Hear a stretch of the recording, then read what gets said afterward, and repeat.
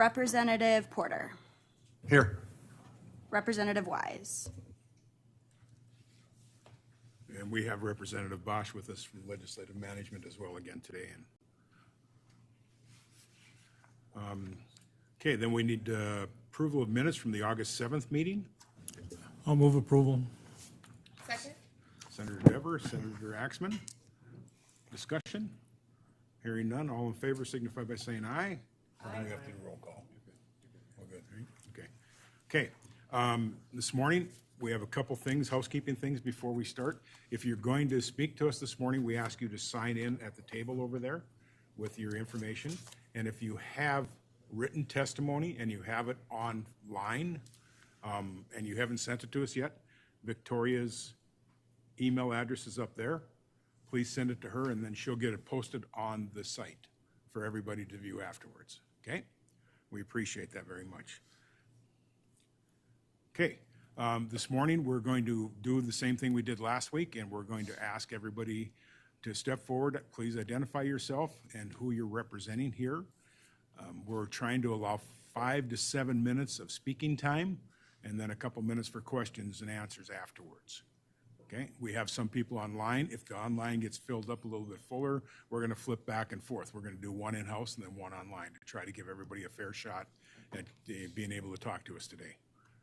Okay, Senator Axman, anything? No, thank you, Chairman. Okay, we are ready to start then. Please step forward.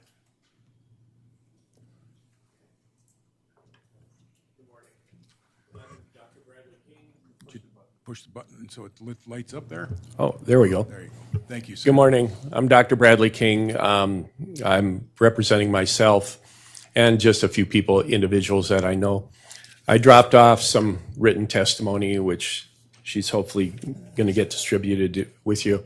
And I just want to hit a couple of highlights of, of my input on this. And that is, number one, I don't think anybody's against outlawing 7-OH. In fact, the feds have already done this. It's a federal crime to do this, so that issue is pretty much over and done with. One of my concerns is I'm a retired dentist, and I used to deal with a lot of people in a lot of pain. And the federal government is making it more and more difficult for people with chronic pain to get treatment for that. You know, it used to be you could go to your GP and your GP could prescribe you something and put you on maybe some low dose opioids or something like that to treat your chronic pain, but that doesn't happen anymore. If you come in with chronic pain now you have to go see a specialist. And with the high deductibles, you could end up spending $5,000, $10,000 out of pocket seeing a specialist and getting the medications that you need to treat your chronic pain. And for a lot of people, that's really getting out of reach. And if you even miss one appointment with these specialists, you're kicked, you know, and when you walk in the office, they kind of automatically look at you as being a drug seeker, and they're more concerned about controlling the medication that you get rather than trying to control your pain. And so that's what I see as one of the downsides of outlawing the natural kratom. I did some research online, and I would encourage you guys too during your recess, if you have time, is just to go on to all the, you know, like the chat GPTs, all the different AI sites. I use Genesis and chat GPT and specifically asked, is there any records within the past 5 years of, in the United States, not just North Dakota, in the United States, of people overdosing or having reactions to natural kratom? And what I got back from ChatGPT is for 2021 to through 2025 specifically, there isn't currently trustworthy natural figure proving deaths caused exclusively by natural, unadulterated kratom leaf. I have a daughter who has, for 7 years, has worked at the ER at St. Alexis. And she says she has never seen, in all of that time and all of the horrific stuff that she's seen coming through, never seen somebody with a reaction or an overdose from natural kratom by itself. As far as, one of the things that was brought up is, well, nobody really knows what's in these things. Well, if you go over to natural grocers or you go over to Terry Health Products and you look at all the homeopathic medications that are over that, none of that's regulated either. One of the problems why kratom kratom naturally is being targeted is because it's being sold in convenience stores and gas stations. If it was just being sold at Terry's Health Products, we wouldn't even be having this discussion. So, I just know some people who have gotten off of opioid addictions by using kratom, and they also use it, daily to control their chronic pain. And it's an inexpensive way, at least where you can try to control the pain that you're dealing with day in and day out without having to mortgage your house or without having to, risk something that's more dangerous. Thank you. Any questions? Questions from the committee? Seeing none, thank you, Dr. King. Thank you very much. Further testimony?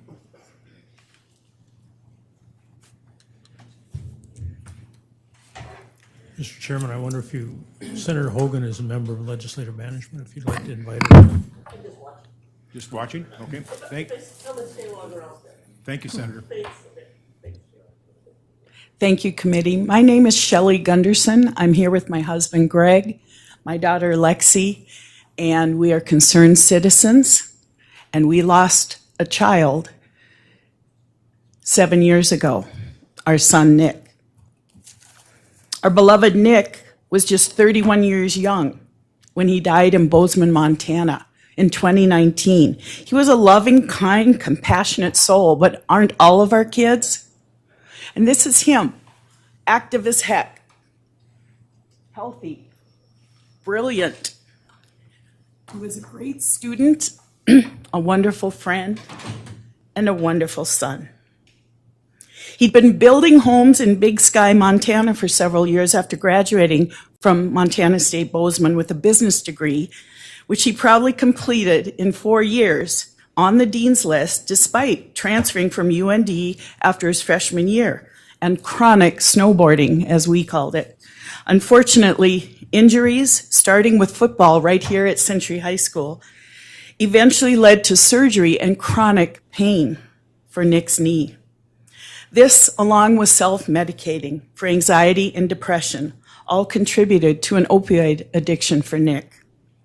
In 2017, he went to rehab for his addiction in Billings, Montana, and spent the next 2 amazing years in recovery. It was such a blessing.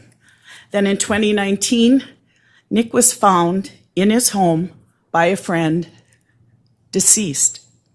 The trauma of his sudden death and the confusion of how did this happen led to an autopsy in the state capital of Helena, along with a toxicology report and testing. But we waited 2 months for that final coroner's report, all the time wondering if Nick had relapsed on opioids. The final report stated accidental overdose as cause of death. No opioids were found in his system. But metragenine was, and metragenine is the chemical component of botanical natural kratom. Call it what you want. Regular kratom, original kratom, natural, leaf. That's what I'm talking about. There was no synthetic 7-OH metragenine in his system. It wasn't even available back then. Instead, it was explained that this metragenine came from the kratom plant. Unfortunately, those with substance abuse issues and mental illness who are suffering in pain tend to take and mix substances together. And we all know not to mix meds with alcohol, and yet we do. Nick's body had a moderate amount of alcohol, 0.05, under the legal limit, along with the prescription nerve pain medicine gabapentin, and the metragenine from natural kratom. We were heartbroken and stunned Nick commented to our family group at that rehab in Billings that it wasn't going to be hard to stay, that it was going to be harder to stay away from kratom than opioids because it was everywhere. Yet most had never heard of kratom, including the medical personnel and some of the counselors. We learned it was marketed like a dietary supplement, the powdered green leaves encapsulated, but Nick said you could easily make it into tea. How benign, right? There really wasn't much about it. I do remember, though, a former opioid user calling it the lesser of two evils, and the fact that trying to stop kratom caused withdrawals was so alarming. In our grief and faith, we informed all that we could about what we were learning about kratom. It starts out as a stimulant, but at higher doses becomes a depressant.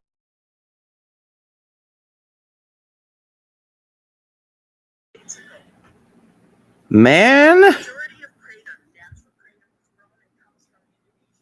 It affects the same receptors as opioids. Our United States Drug Enforcement Administration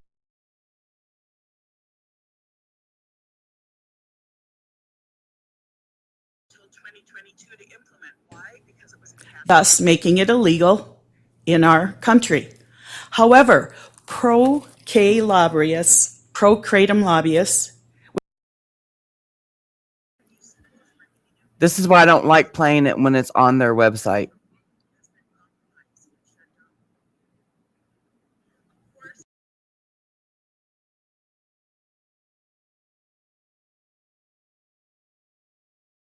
Asia, okay? It's right above Australia in there. And I apologize, this is not even an updated map. It's a year old. Indonesia tried to ban kratom in 2016, but gave it until 2022 to implement. Why? Because it was a cash crop, and their farmers need to adjust. It affected their economy. So they postponed it again till 2024. So why do you suppose we're getting an influx of synthetics when the natural has been compromised and shut down? Of course, natural producers are conveniently against synthetics coming out. It's cutting into their business and profits. We've got to follow the money. But just look at where kratom is banned. It is illegal in the places that are red. Obviously, Russia's huge. It looks very overpowering there. But why do we in the West, where the green is, where it is legal or legal and unregulated or regulated, or legal not for human consumption, only for veterinarians, why are we so slow to see what these other countries are doing? Japan, Russia, Australia, right close to Indonesia, they have made kratom in its natural form and synthetics illegal. They have outlawed it. Until the governor's ban Wednesday, students at Century High School could run across the street at lunch and buy a number of different kratom products and beverages at the gas station readily available to anyone at any age. Yes, synthetic 7-OH mitragynine is now on the scene in frightening potencies, but the original form of mitragynine comes from original kratom. Call it what you will. Like I said, the research has revealed opioid tendencies in the latest studies, and obviously we need more. And just like marijuana, this plant-based kratom is cultivated and produced to be stronger as time goes on. How do you regulate kratom when it's constantly evolving? Why not ban the original unsafe culprit, the original kratom? We are thankful for the awareness of kratom's danger and that people are becoming aware. God bless all of you for fighting for lives to be saved. Synthetic 7-OH mitragynine was not around when my son died, but natural kratom was and still is even stronger. It's what Nick used and what contributed to his death. and I'm all for pain management. There has to be a way for people to realize there are alternatives, because this kratom has been under the radar for too long. Thank you. Thank you, ma'am. Any questions from the committee? Seeing none, thank you very much. Further testimony?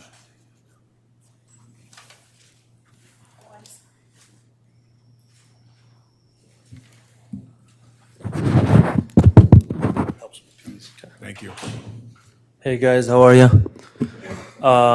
Most of you guys know who I am. I'm Mo from Mo Smoke Shop, the owner of the most smoke shops in town. Mo, can we get your last name? Oh, sorry, Mohammed Wazwaz. We're gonna ask you to spell it so we get it correct in the Yep, minutes. Mohammed. Last name is Wazwaz, W-A-Z.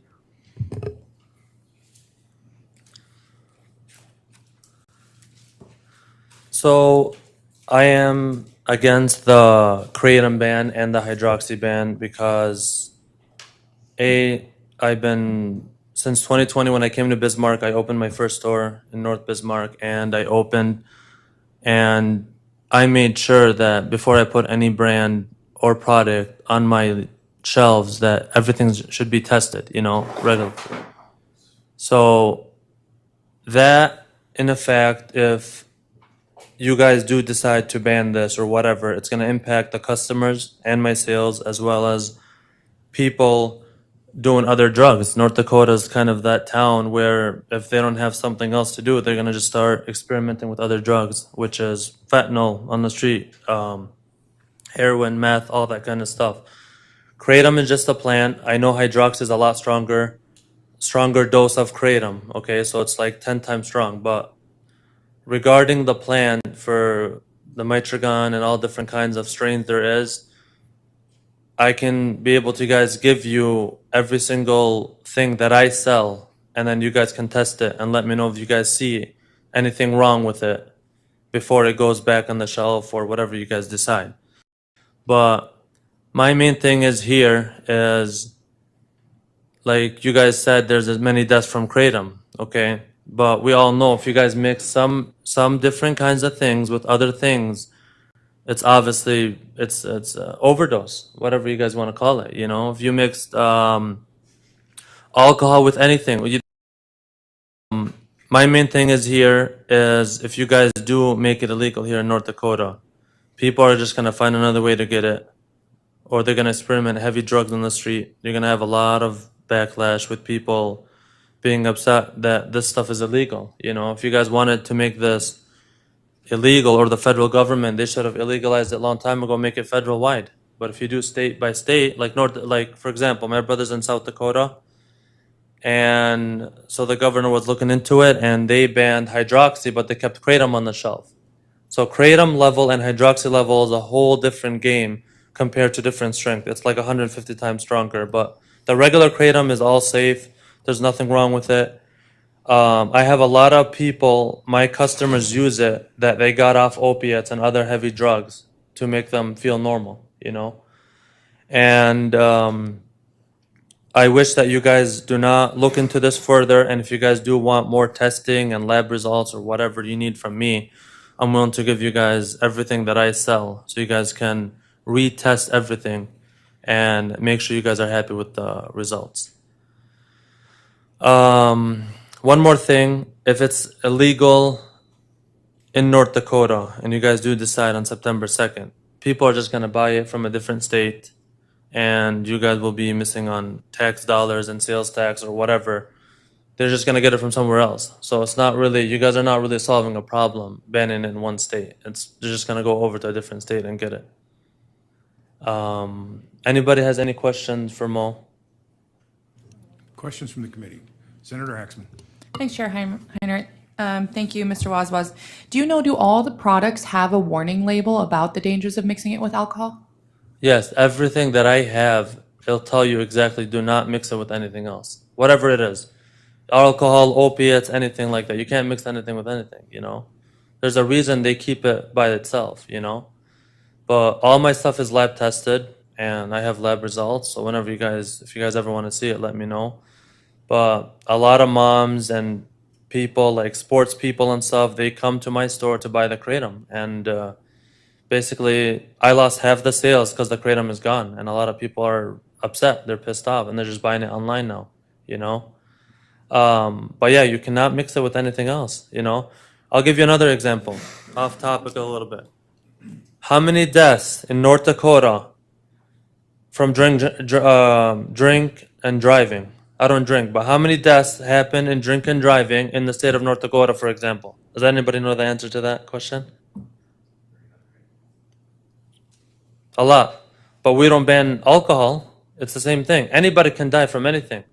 So how about the people that are drinking, driving, and killing people on the street that have their regular victims, regular day like me and you? How many deaths come to North Dakota and they kill people for drinking, driving, and it's all accidents? It's the same exact thing. You guys are not banning alcohol, even though you guys are bringing so much sales, millions and millions of dollars of sales every single year.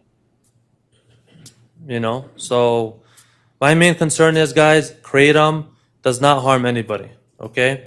If I had my customers here, they're obviously at work, they would tell you that they buy this every single day, you know, for them to function every single day. They don't want to be on opiates where they make them lazy, depressed, suicidal, all that stuff. They want to be happy. And I have a lot of customers that buy my kratom every single day. And if you want, I can show you guys sales of my kratom sales. What it benefits them, and it benefits them for the long term, that it's not going to hurt them. It doesn't make you do any crazy stuff. It doesn't make you do anything that's out of the ordinary. It's not like weed. It has nothing to do with weed or alcohol or anything, you know?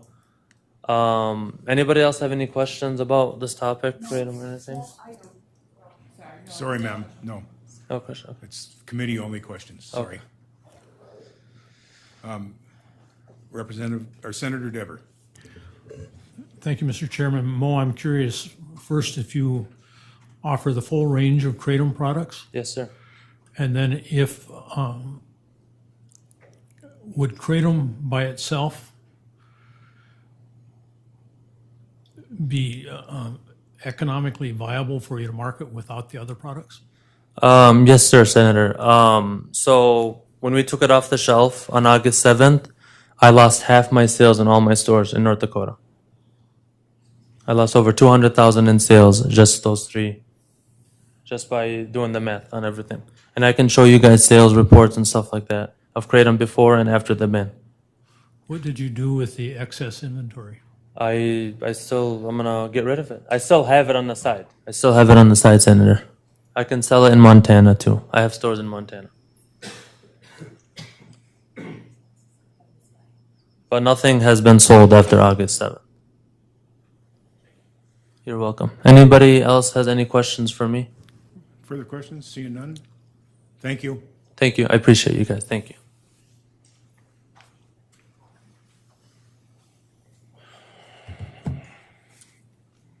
Morning, Mr. Chair. Madam Chair, members of the working group, my name is Scott Meskey, and I'm here representing the American Kratom Association. I want to introduce today Dr. Jack Henningsfield from Johns Hopkins University School of Medicine. He has worked extensively over decades with the Food and Drug Administration on regulations on addicting substances and the DEA on the enforcement side of the issue. Doctor? Scott, Yes, sir. could we get your lobby number, please? The American Kratom Association. Your lobby number from the state. Oh, 270. Sorry. Thank you. I didn't see that on the sign-in sheet, but. Yeah.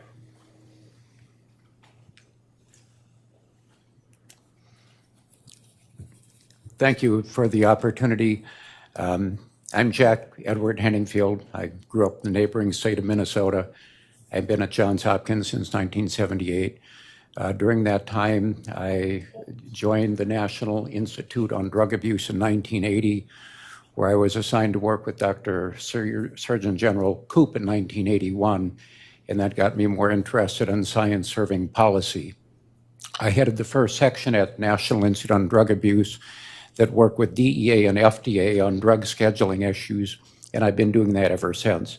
I'm still at Johns Hopkins.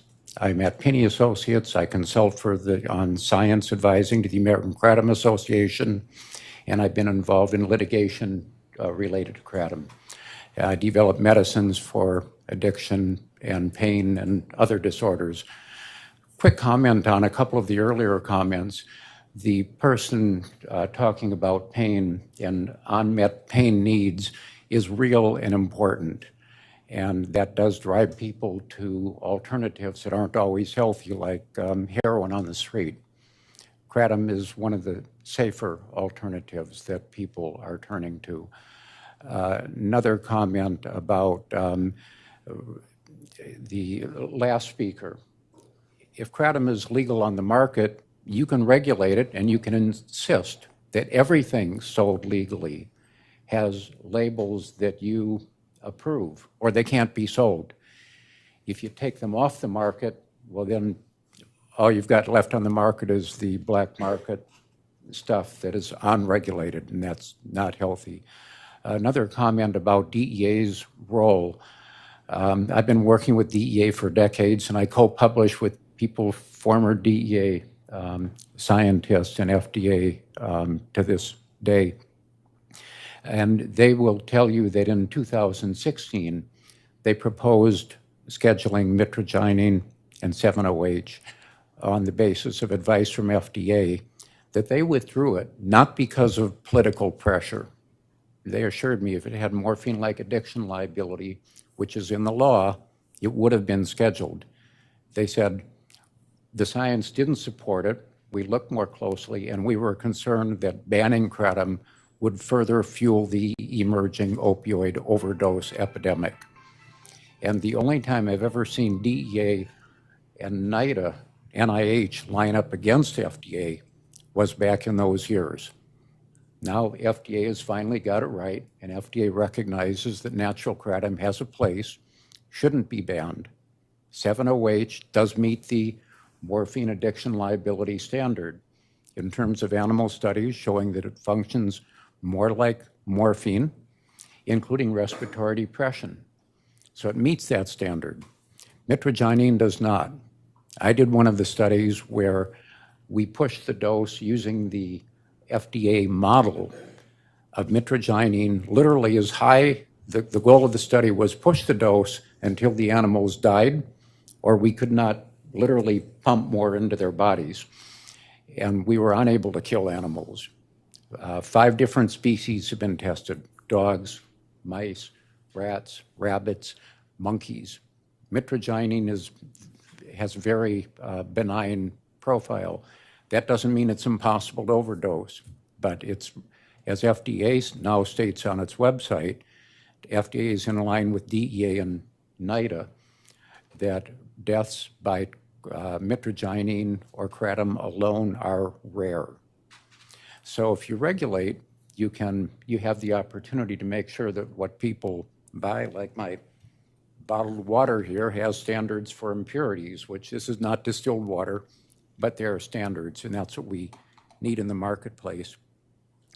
The science, I'm going to leave the introduction of a book that I published last year, and it was the leading researchers worldwide doing kratom research. And it was literally in press when 7-OH became a national issue, when FDA, DEA, and NIDA, my old institute, lined up and said 7-OH met the standard for morphine addiction-like liability and should be scheduled and banned. And that has not formally happened, could be any week now. But so we added that issue to the book. And I'll leave it because the first chapter is an overview of all of the science in the book, and I think it addresses a lot of the issues. If you're looking for any science, my own library has about 1,200 articles, and I think I can tell you where the science is strong and where it's weak. A couple of other points. Who uses kratom? Well, if you look around the room, the surveys show that kratom users across America look a lot like the people in this room. Natural kratom is not mainly a youth issue. It's mainly a middle-aged issue, 20s to 30s, 50s, 60s, and up. Why are people using A lot of people use it as their daily pick-me-up in place of coffee or in addition to coffee, or for pain. Veterans are an issue that I'm closely involved in, and I advise committees in the U.S. Congress that deal with veterans issues. And General Jack Bergman from Michigan, retired Marine general, will tell you that, remind us that 30 or more veterans commit suicide every day. And he's interested in making sure that kratom is available because that is one of their resources. I'm also advising their committee on the development of psychedelic-based medicines. And that's not, here, go use psychedelics and do microdosing. It's their committee is how do we do it right? And at Johns Hopkins, there's a lot of research on regulated medicines, not free-for-alls. So veterans are, I think, a good case in point of a very diverse, widely spread population across the United States. And we need to provide their pain needs and their post-traumatic stress needs and their needs for depression where they are, including in small communities, in rural communities, not just in big cities. And they're particularly hit by these issues of under-access to pain medicines. For some of them, kratom is their go-to. It works better. Just like for my wife, all the best medicines at Johns Hopkins don't help her acid reflux issues. For her, natural treatments that are not approved by FDA work better. So I'm going to stop there, but there's a lot of science, and the science shows a clear line between natural kratom products and mitragynine and synthetic 7-OH. Any questions on any of the science or whatever? Questions from the committee? Representative Porter. Thank you, Chair Heinert. Doctor, so I did what a previous speaker said and typed it into Chat GPT, and it says a little something different than what we heard. The CDC, in their unintentional drug overdose reporting system, says that there were 152 deaths across 27 states. U.S. Food and Drug Administration has publicly linked kratom-containing products to dozens of deaths. And the Tampa Bay Times investigation found over 580 kratom-related overdose deaths in Florida in the past decade. So how do we balance a product that has post-mortem mentions with general public and over-the-counter sales, warning labels?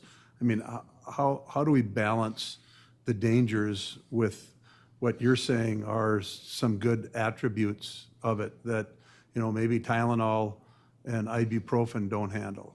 Sure, you've got to look deeper. The CDC report, I think, is a 2019 report that's out of those 150 where there were associations, they ended up with 7 that were kratom only. And then in the same article, they referenced a Colorado study that said when they had a group of people that were mitragynine only, they went back and they were able to get samples from all but one of the people. They all had other drugs in their systems. So you've got to dig a little bit deeper. And the FDA most recent warning, and if you go to FDA's current FDA and kratom website, the quote is almost exactly what I'm going to tell you. Deaths associated with kratom are rare and generally involve other substances. So FDA has come a long way since its 2016, 17, 18, frankly, hysteria that was out of line with FDA, or that was out of line with NIH and DEA. DEA has been more consistent. DEA for more than a decade has said kratom is a substance of concern. From my perspective, that's a good thing. They're monitoring it. Their National Forensic Laboratory Information System measures it.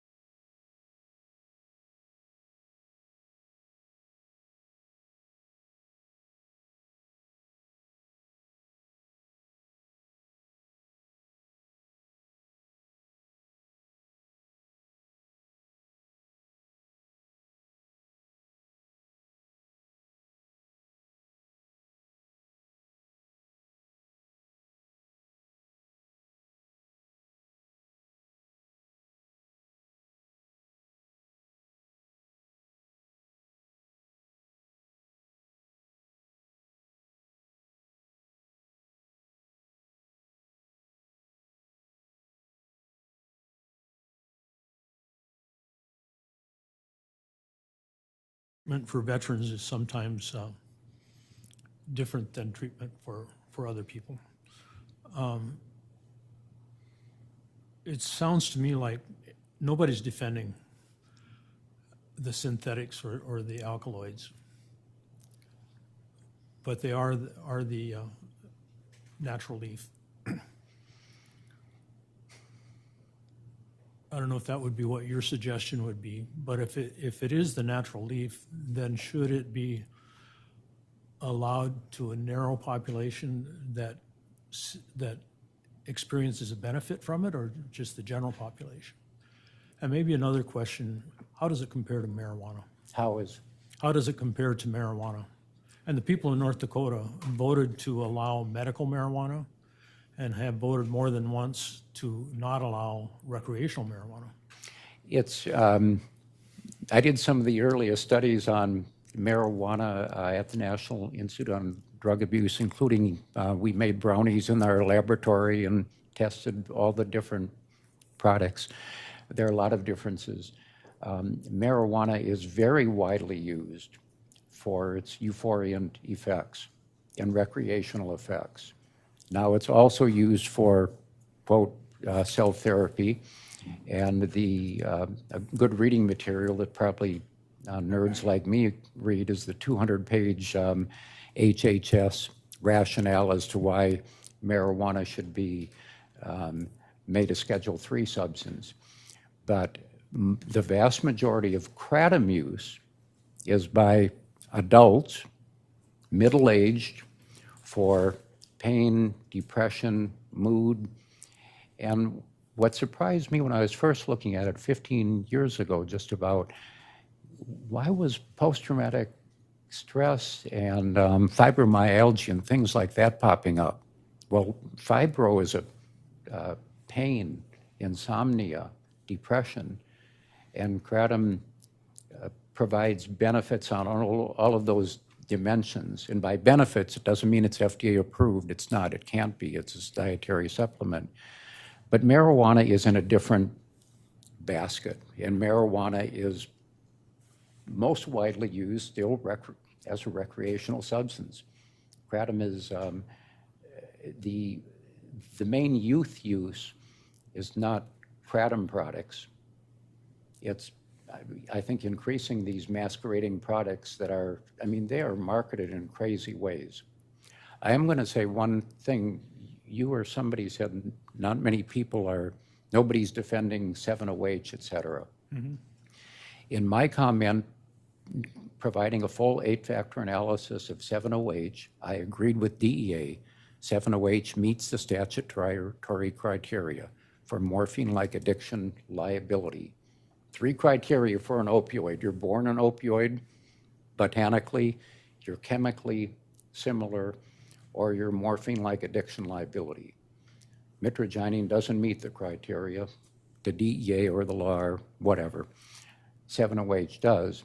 But in my analysis, I recommended that DEA be flexible in its enforcement approach, because there are people using 7-OH to stay off of opioids. And we said just the way DEA has been flexible in enforcing marijuana laws for consumers, give those people a break, give them time to transition to other things. The prohibition is very dicey and should not be used unless it really, really has to be used. Mr. Chairman. You may continue. I received a question by email from another legislator. Would it be appropriate for me to ask that? We're cutting into other people's time, but go ahead. Okay. Can I come closer? And when I read it, you're going to know which legislator. A lot of data points to high kratom levels in deceased individuals. Some data suggests that mitragynine undergoes metabolism by the liver to 7-hydroxymiter, which would make this finding significant. Based upon your background, in your opinion, is one metabolized in humans to the 7? Yes, it does. And FDA and DEA addressed this issue in their own analyses. And FDA, and I'm going to paraphrase, you can read their Federal Register announcements, or you can read my own, it just went online a couple of days ago, analysis, which is more detailed. In brief, they said, we are aware that there are small, low levels, I believe FDA used the word small, of 7-OH in natural kratom products. They're very small. It's actually not natural in the freshly harvested leaf, but enzymatic interactions can result over time in low levels. Also, in the body, mitragynine is metabolized to 7-OH. That process we have now known since the first key studies in 2016 and 17. That process in itself does not cause serious adverse effects. So in other words, the 7-OH that is appearing naturally in the body as a metabolite of mitragynine is not the problem. And people that have been, NMS Laboratories, which has a huge database with some people going up to 4,000, 5,000, 6,000 nanograms per ml of mitragynine, they had to have had pretty high levels of 7-OH without death.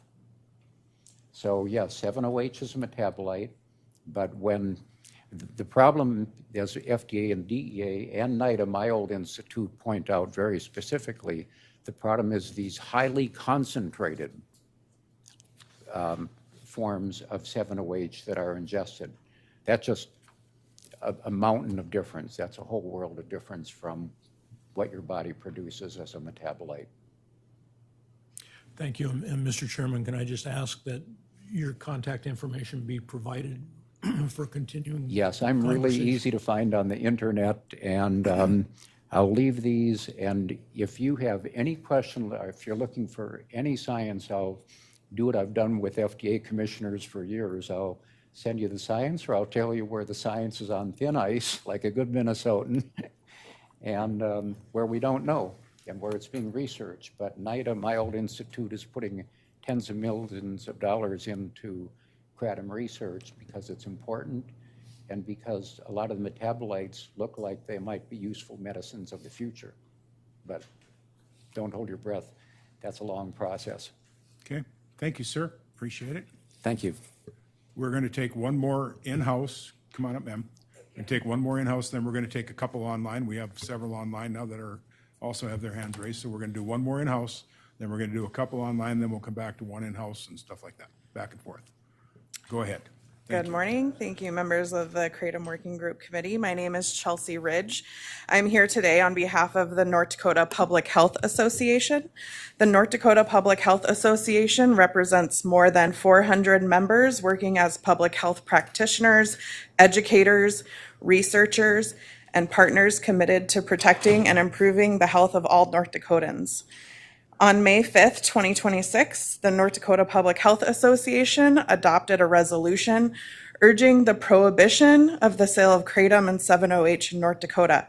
Our position comes from a fundamental public health concern that these products are readily available in North Dakota without adequate safeguards, while evidence of their potential dependence, addiction, and other adverse health outcomes continue to grow. Kratom's derived, from the tree, produces the opiate-like effects in the brain. Our NDPHA resolution highlights the risks associated with dependence, addiction, withdrawal, seizures, liver toxicity, death, and other adverse health outcomes. Of particular concern to public health is the changing kratom marketplace. We're no longer talking about a tree or a botanical leaf. North Dakota consumers encounter powders, capsules, extracts, seltzer beverages, and highly concentrated products.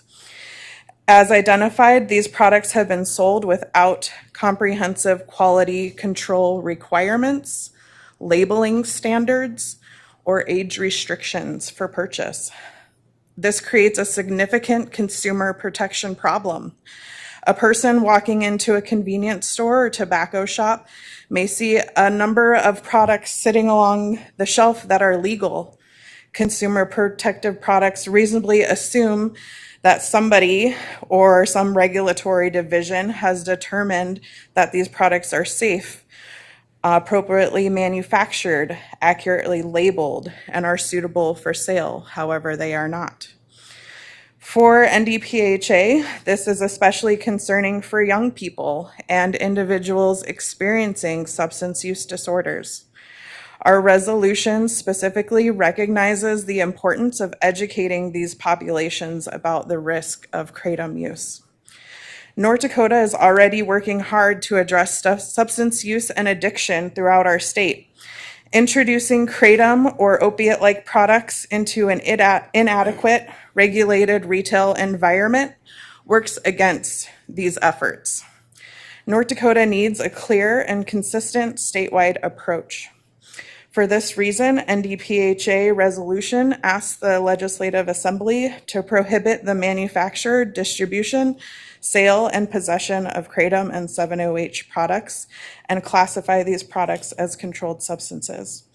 It also calls for appropriate enforcement mechanisms, public health education, and treatment resources. Public health recognizes an important consequence that must be considered with any policy change. There are North Dakotans who are currently using these products, including individuals already dependent on them.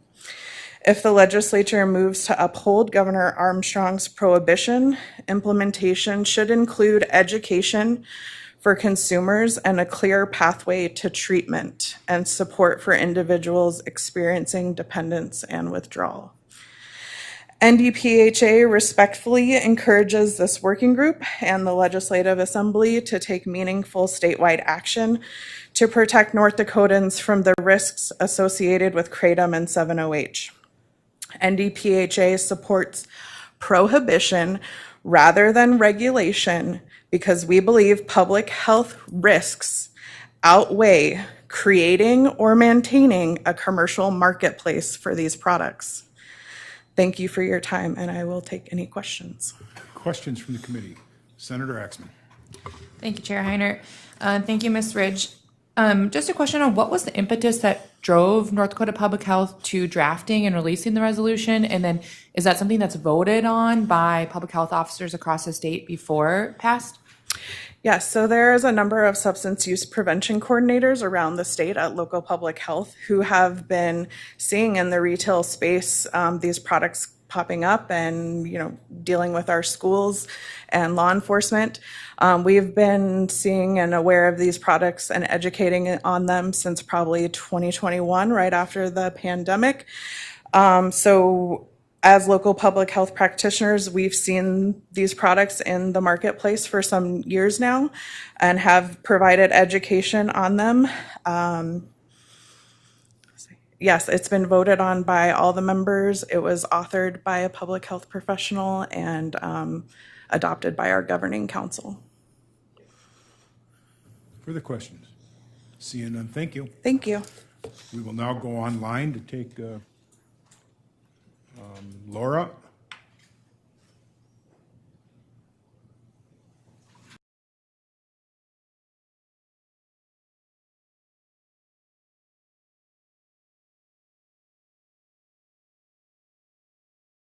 Good morning, committee members. My name is Laura Romney, and I'm actually a 9-year kratom consumer, and I am also the president of International Plant and Herbal Alliance, which is a 501c3 that really focuses on educating communities throughout the United States, various cities and states. Actually, I was even able to educate Ray, North Dakota, which was pretty exciting a couple of weeks ago. But the reason why I'm here is because I really want to echo a lot of the things that were stated, especially about pain control. Let me tell you quickly about my story.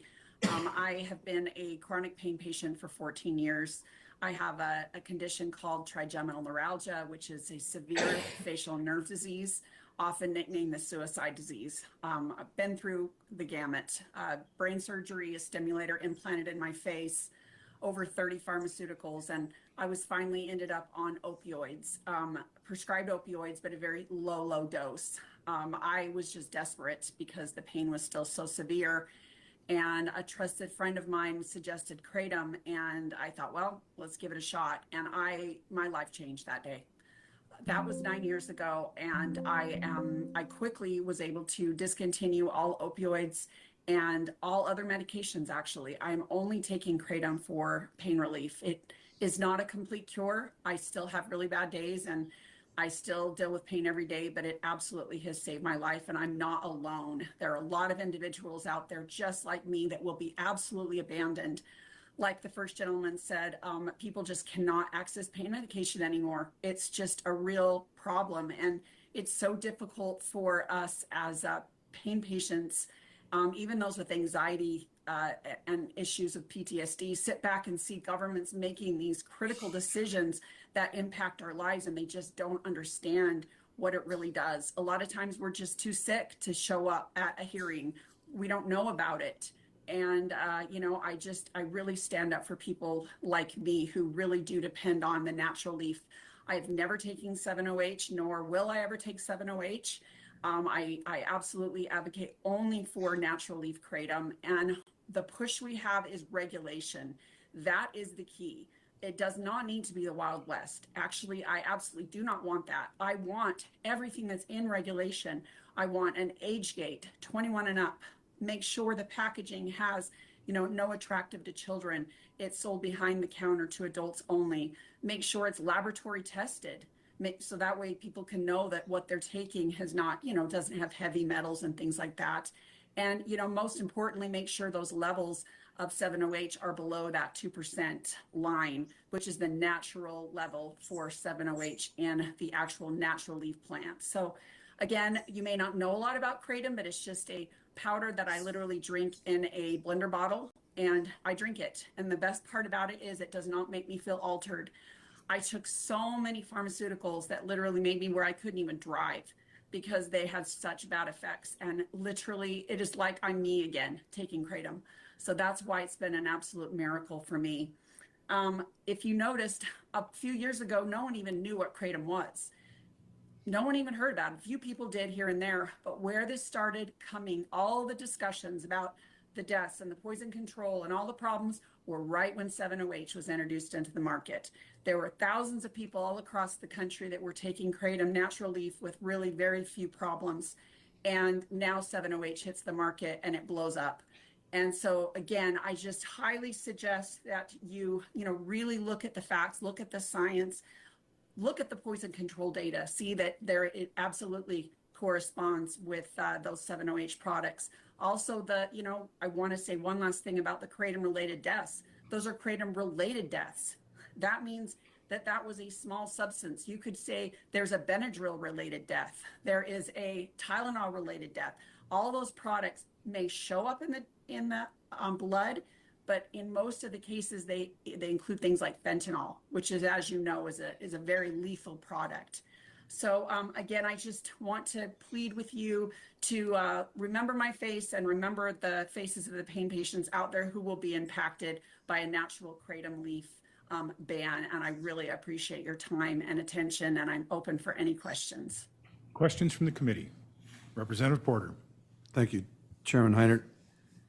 So I guess my question kind of stems off of some of the things you said about laboratory testing and making sure that levels of 7-OH are below 2%. And how do we as a state put that kind of a regulatory framework in place, and who pays for it? Yeah, so my suggestion is to do a product registration, because there is a thing called a certificate of analysis that every product that is sold has to have, or they should have. And so that shows that all of the levels have been tested. It shows actually what's in the product so that you understand that that's what is actually in the product is what is on the label.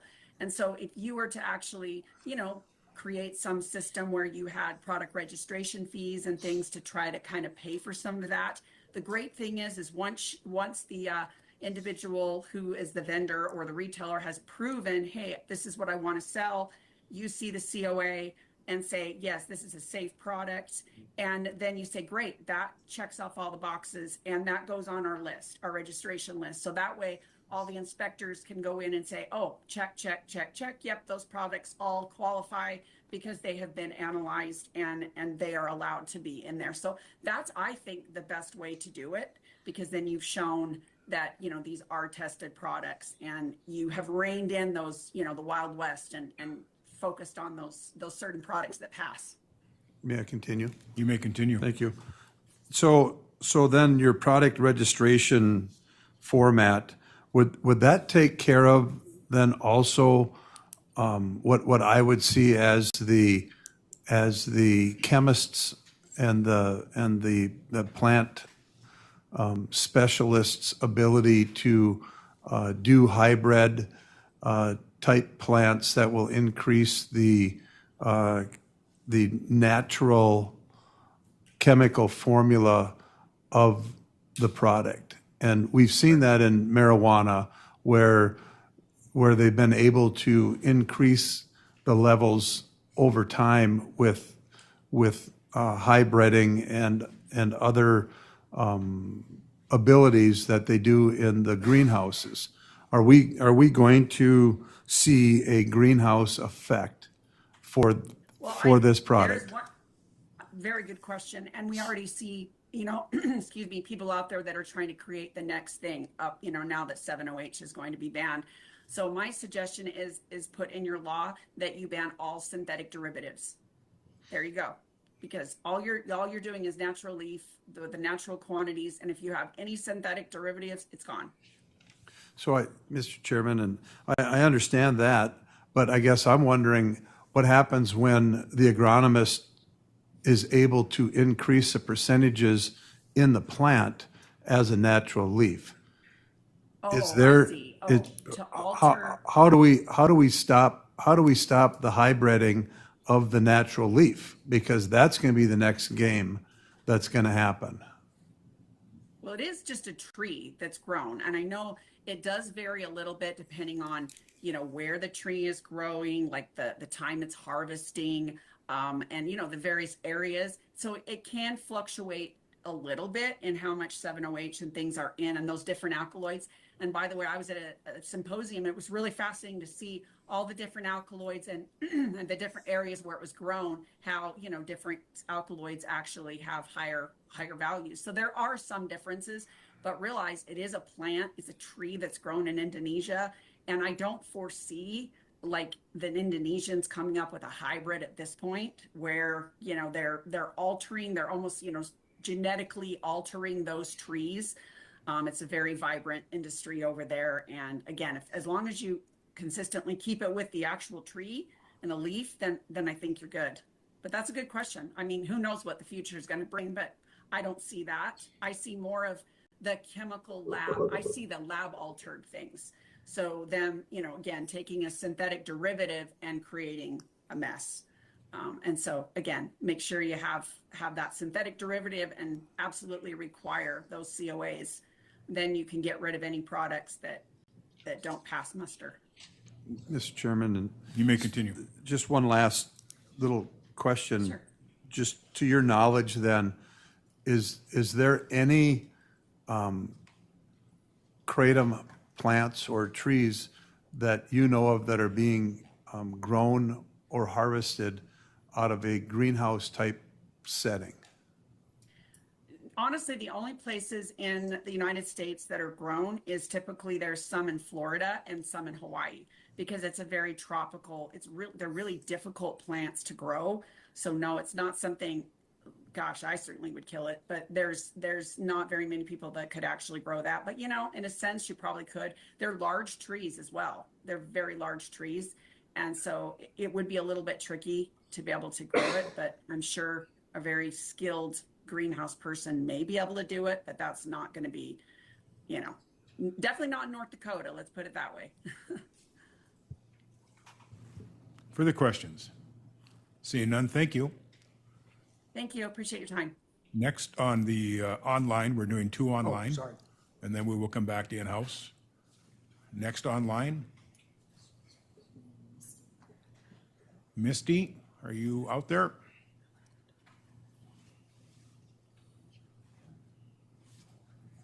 Hi, can you guys hear me? We have you. Go ahead. Okay. Hi, my name is Misty Brown, and I'm a 47-year-old mother of 3 and grandmother of 1. I actually testified last year at the state legislature remotely when my granddaughter was born. She was literally born like 10, 15 minutes before it was my time to testify. I survived active addiction. From 2008 to 2019, I was an active addict to FDA-approved pain pills, benzos, and muscle relaxers. I was going to chronic pain management. I unfortunately was one of those people that slipped into the addiction side of it. And I accidentally found Kratom in June of 2019. I watched that documentary, A Leaf of Faith, and I walked into a smoke shop. The Kratom that I bought was lab tested. It was behind the glass case, and I was carded when I purchased it. I never in a million years thought that I could get out of active addiction.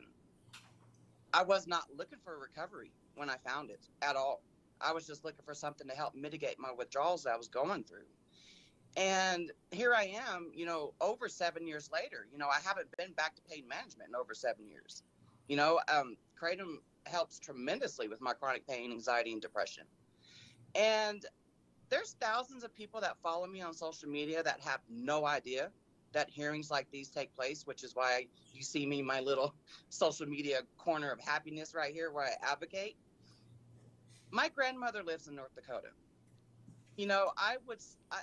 The fact that you guys banned it, and are possibly trying to enforce a ban, I won't be able to take my grandbaby to go see her. I don't know why it's going to make me tear up, but she's my only surviving grandmother. And I just wanted to come on here and say that never in a million years could I ever say that I'm a recovered addict, but for accidentally finding Kratom in June of 2019. I didn't go the Suboxone route. I didn't go the methadone route. I didn't go to AA, NA meetings or anything like that. I was able to recover from my active addiction at home with my kids. And the other thing that I want to say is that, yes, 7-OH and its derivatives are there. We're waiting any day now for the DEA to announce, that's going to be a Schedule I drug. And you're probably already seeing it now because your governor, took off Kratom and 7-OH. There's going to be an influx of people going through withdrawals, especially with this 7-OH and its derivatives ban going into effect. And the people that follow me on social media that got tricked into believing that 7-OH was Kratom, natural Kratom is what has been saving them from those withdrawals. So if you have the power to enforce, to ban and enforce, you have the power to regulate and enforce. So thank you for allowing me this opportunity to speak. Thank you, ma'am. Questions from the committee? Seeing none, we will then come back in-house for our next.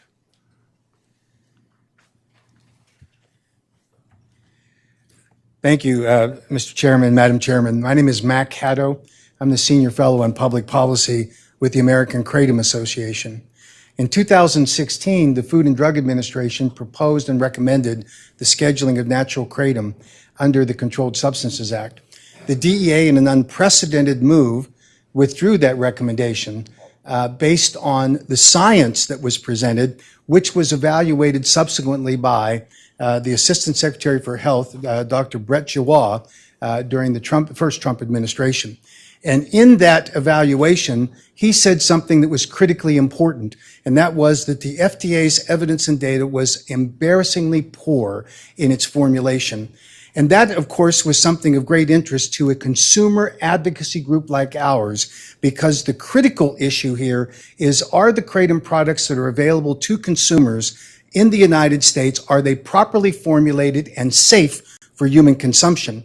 And if there are products out there that were a basis for the FDA to actually look at scheduling, we needed to root them out. We started looking hard at what was happening within the kratom industry. I can tell you that there are some kratom manufacturers who are not happy with the American Kratom Association because we advocate for strict, strong regulations. And as an example, we found in the industry in 2016 through 2019 that there were some kratom manufacturers who thought that they could play amateur chemists and they took the metrogenine, the principal alkaloid in the kratom plant, and they isolated it, and then they enhanced it using industrial grade solvents. In other words, they created an opioid. They created a dangerous, deadly product, and there was no regulation on it. In 2019, we advocated for now what is called the Kratom Consumer Protection Act. It has been enacted in various forms across the United States in 21 states. Two important product formulation limitations that we saw in 2019 based on the activities of kratom manufacturers in the United States. First was this interest in 7-OH, to take a naturally occurring trace amount of 7-OH and enhancing it. We saw the individual manufacturers talking about doing that. But more importantly, again in 2019, we found that there were kratom manufacturers who were taking that isolating metrogeny using industrial food grade solvents to create dangerous products. And I think when a medical examiner evaluated those deaths that had metrogenine associated with them, they didn't know that they were deliberately enhanced, these isolated and very dangerous products, because they used these powerful solvents. Our recommendation, and it's been enacted in other states, is that you, one, cannot have a level of 7-OH that's greater than 2% of the overall fraction of the plant. That's reflected in the DEA analysis and the FDA analysis in the current recommendation. But secondly, we recommend that you cannot use for the extraction of any metrogenine or kratom extract industrial solvents. You have to use FDA-approved food-grade solvents. And what does that mean? When you go to a Starbucks and you buy a Grand Latte coffee, you are buying an extracted coffee product that uses food-grade solvents approved by the FDA. That is the limiting factor that will take away these dangerous products that contributed to deaths that are referenced as kratom deaths, kratom only, and you'll hear grieving parents say that that's what the medical examiner did or told them. And it's true, but it's because they use these highly concentrated industrial grade solvents to create that dangerous product. Our legislation and recommendation to you is that you do not allow that to happen and put this limitation on regulations of natural kratom to ban industrial grade solvents and only use FDA-approved food grade solvents. Labeling is important. You need to make certain that the individual consumers can look at a label and know what's in the product, and we think that's very important. And age restrictions at point of sale are also important. But Laura Romney said something that I thought was very interesting and key to the regulatory structure that we recommend for you. And that is, if you want to protect consumers and you want to make certain that when they come into a store and they are buying the product, that product should be registered in the state of North Dakota, and it should be backed up by an independent certificate of analysis, meaning that the manufacturer has to produce for you a compliance document in the form of a certificate of analysis done by an independent lab that the state can approve. That's working in other states. That relieves the burden of enforcement on many state agencies, reduces the amount of money that you would otherwise have to spend. Then, if there is a complaint that is made about a product that is available in North Dakota on the shelves, you would require the manufacturer, the subject of that complaint, to produce an updated current certificate of analysis at their expense in order to justify continued marketing of that product in the state of North Dakota. That works, and that cleans out the bad actors in the system. And if you put appropriate fines on those people that are producing and selling and distributing into the state of North Dakota, you will find a safer marketplace along the way. You cannot, and this is just the reality of what we see across the board on all these products, ban everything or foresee every eventuality. Can someone get in and tinker with the metrogenine or the other alkaloids in the kratom plant? Likely true. But if you ban all synthetic derivatives, meaning that if you're going to manipulate it, if you play games with it, that's what the FDA is doing, the DEA is doing. And if you look at their recommendations on the follow-on synthetics, you ban all synthetic manipulation of the kratom plant, limiting it only to food-grade solvents and making sure that it's backed by this independent COA. Every grieving parent should be respected. Their stories are tragic. But behind that, and it was referenced by Dr. Henningfield, even the Centers for Disease Control in the report that was referenced earlier had a reference to there are no standardized postmortem analysis done on kratom-associated deaths. That needs to happen to make sure that the medical examiners and coroners are looking for the right things, that they're testing it adequately. And when the CDC found for kratom-only deaths, they were able to evaluate and identify those products that were actually what the FDA, HHS, and DA all say, and NIDA, kratom deaths are rare, but when they do occur, it's because of adulterated products or underlying health conditions, of course. Those adulterated products are responsible for those deaths and safety reports that you've heard. Thank you for this opportunity, Mr. Chairman, Madam Chairman. Glad to answer any questions anyone might have. Questions from the committee? Representative Porter. Thank you. Chair Heinert. I did not catch your name. I'm sorry, Mac Haddow, Haddow. Thank you. Mr. Haddow, in the Kratom Protection Act, are all the things that you listed in your presentation a part of that model act? They are. With the exception that I didn't mention, but we invite that you impose an excise tax or an increased sales tax on kratom products to fund enforcement actions by the state. We don't believe that the citizens of North Dakota should be burdened with an enforcement budget because of a kratom product. We think that should be the burden of the manufacturers and of the consumers. Okay. So, and that act has passed in how many states? 21 states in various forms. Some not as comprehensive as we would like because of legislators like to have their view on things that are overlaid into this. No. As a former legislator, I can tell you I understand exactly how that works. But also, there are enforcement issues even where the Kratom Consumer Protection Acts have passed because there isn't sufficient funding, which is why we now advocate for excise tax or increased sales taxes. You could have a registration fee on the manufacturer to cover the initial registration, so the processing administratively, and you could also cover some testing. But we think that if you identify a potential violative product, it should be the burden of that manufacturer to produce an updated COA for you at their expense. Can you make that act available to the committee? I will do so this afternoon. I'll circulate it. I think I have a list. Our lobbyist, Scott, will have to make sure he gets it. We'll circulate it, absolutely. Thank you. Further questions? Seeing none, thank you. Thank you. We will go online for the next testimony.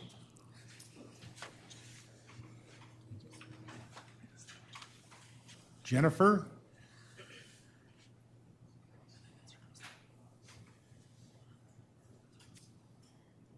Jennifer, are you there? Yes, can you hear me? We have you. Thank you so much. My name is Jennifer Gillis, and although I live in Tennessee, I did feel pressed to speak to you all today. On July 1st of this year, natural kratom became illegal in the state of Tennessee. This negatively impacted not just my life, but many other people's lives. 20 years ago, I was diagnosed with transverse myelitis and became a lifelong chronic pain patient. For many years, I relied on prescription medications to manage that chronic pain, until through no fault of my own, that option was taken away. After years of struggling to find relief, I discovered Holy Kratom in 2019, and it gave me a second chance at life. It's given me the chance to do things that my chronic pain held me back from doing. One of the biggest things that gets overlooked in these conversations is the people who are actually benefiting from natural kratom. And when it gets made into an unlawful product, those people are left behind to suffer. And not because of anything that we did, but because the 7-OH industry chose to falsely market these products as kratom products, creating confusion and causing harm in communities across the country. In Tennessee, we were turned into criminals overnight just for trying to have a better quality of life, and that shouldn't happen to anyone, especially when natural kratom has been around for so long. Honestly, most people have no idea what kratom is. So if it was a public health threat, then many of you would have already heard and taken action about it. It's been in the United States for quite a long time. But the only reason it's become a problem is, again, because the 7-OH manufacturers targeting the kratom name. It's been devastating in communities, and it's people like me and so many other people that are having to pay for it. Most people don't pay attention to legislative matters and have no idea this is taking place. So I appreciate your time and let me speak today. I just wanted to be the voice for just the regular moms who can run errands, the grandmas who can play with their grandkids, the everyday people and communities all across North Dakota who aren't here to share their voices today because our voices do matter. I hope you'll consider my story when voting for the people of North Dakota. Make the decision to keep Kratom legal with enforcing sensible regulations. Thank you so much. Thank you, ma'am. Internal, we will go one from the audience.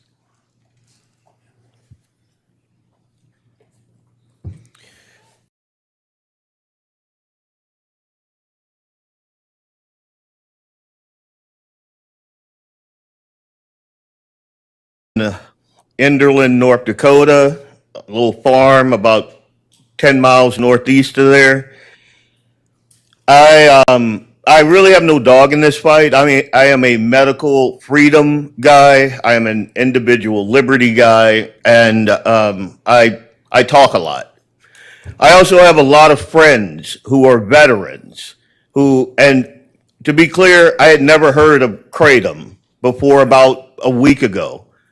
And then one of my veteran friends told me about Armstrong's ban on this. And after that, out of the woodwork, people were contacting me. So I started digging into the numbers and what this whole Kratom thing is. And again, 2 seconds of background on me. I'm an all natural guy.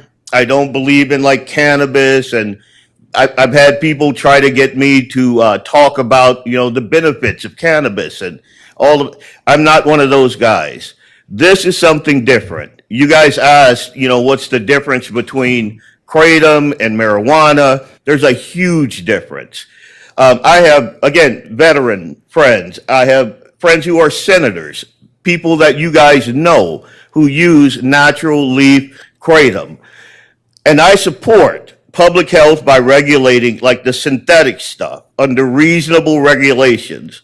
But at the same time, I encourage you not to ban natural leaf kratom because it doesn't need to be banned.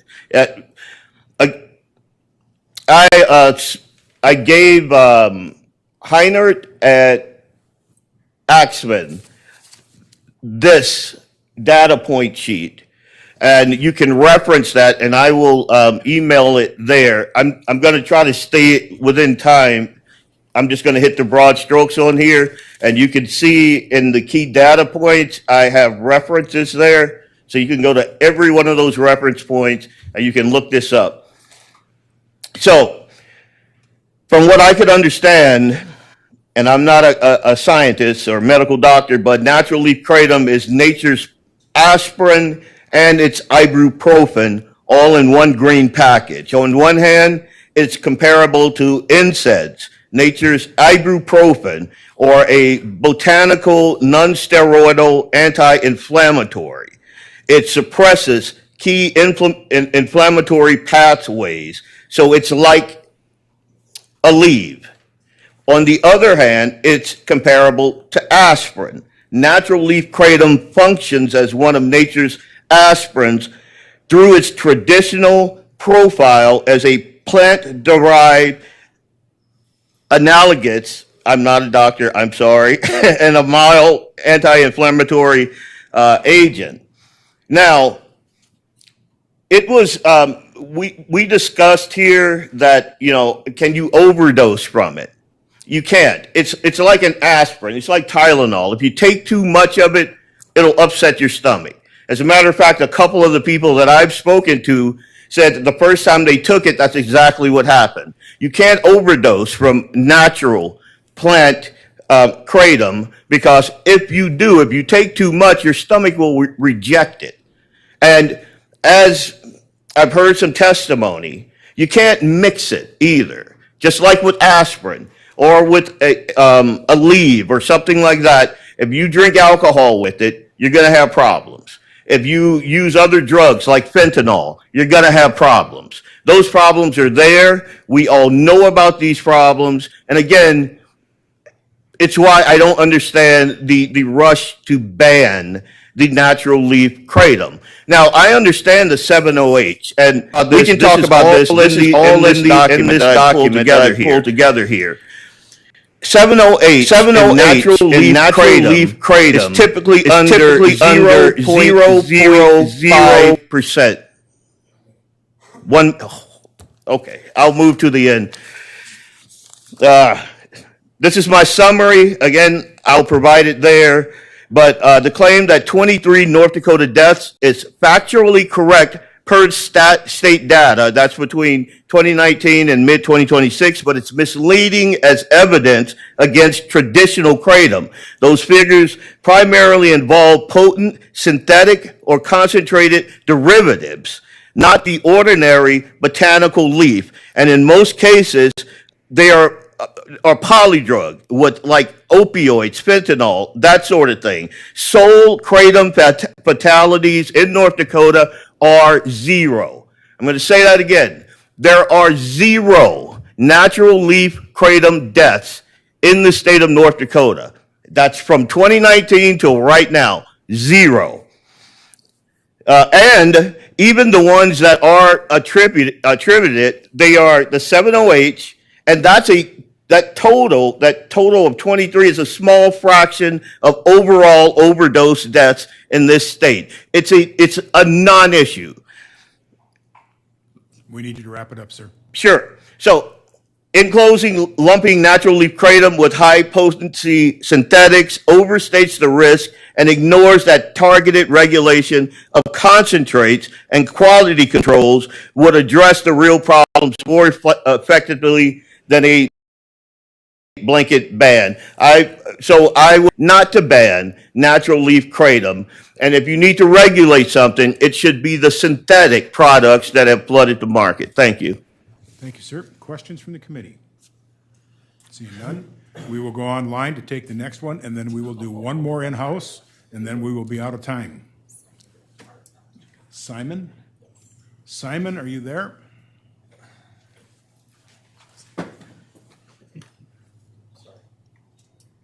There we go. Can you hear me? We got you. Please keep your comments to something new, please. We're right down to the last few minutes here. Absolutely. Thank you. Yeah, my name is Simon Burrell. I've been taking kratom for 2.5-ish years. I suffer from PTSD, anxiety, and depression, all brought on from my time in service. I'm not going to claim I was some war hero, but it sucks. I've been put on a myriad of drugs, specifically antipsychotics, which for the longest time, my doctors refused to admit I had reactions to. And once I got off of that, I was put on the medical marijuana program, which is fine, except I have a wife and 2 kids. And I need to be able to be a functioning member of society, and I can't do that if I'm stoned. When I take kratom, I take it 3 times a day alongside the pills that I've been prescribed with significant oversight from my doctor. And as this was being banned, I was actually getting off of clonazepam or Klonopin, benzodiazepine, and using it as a means of managing my withdrawals.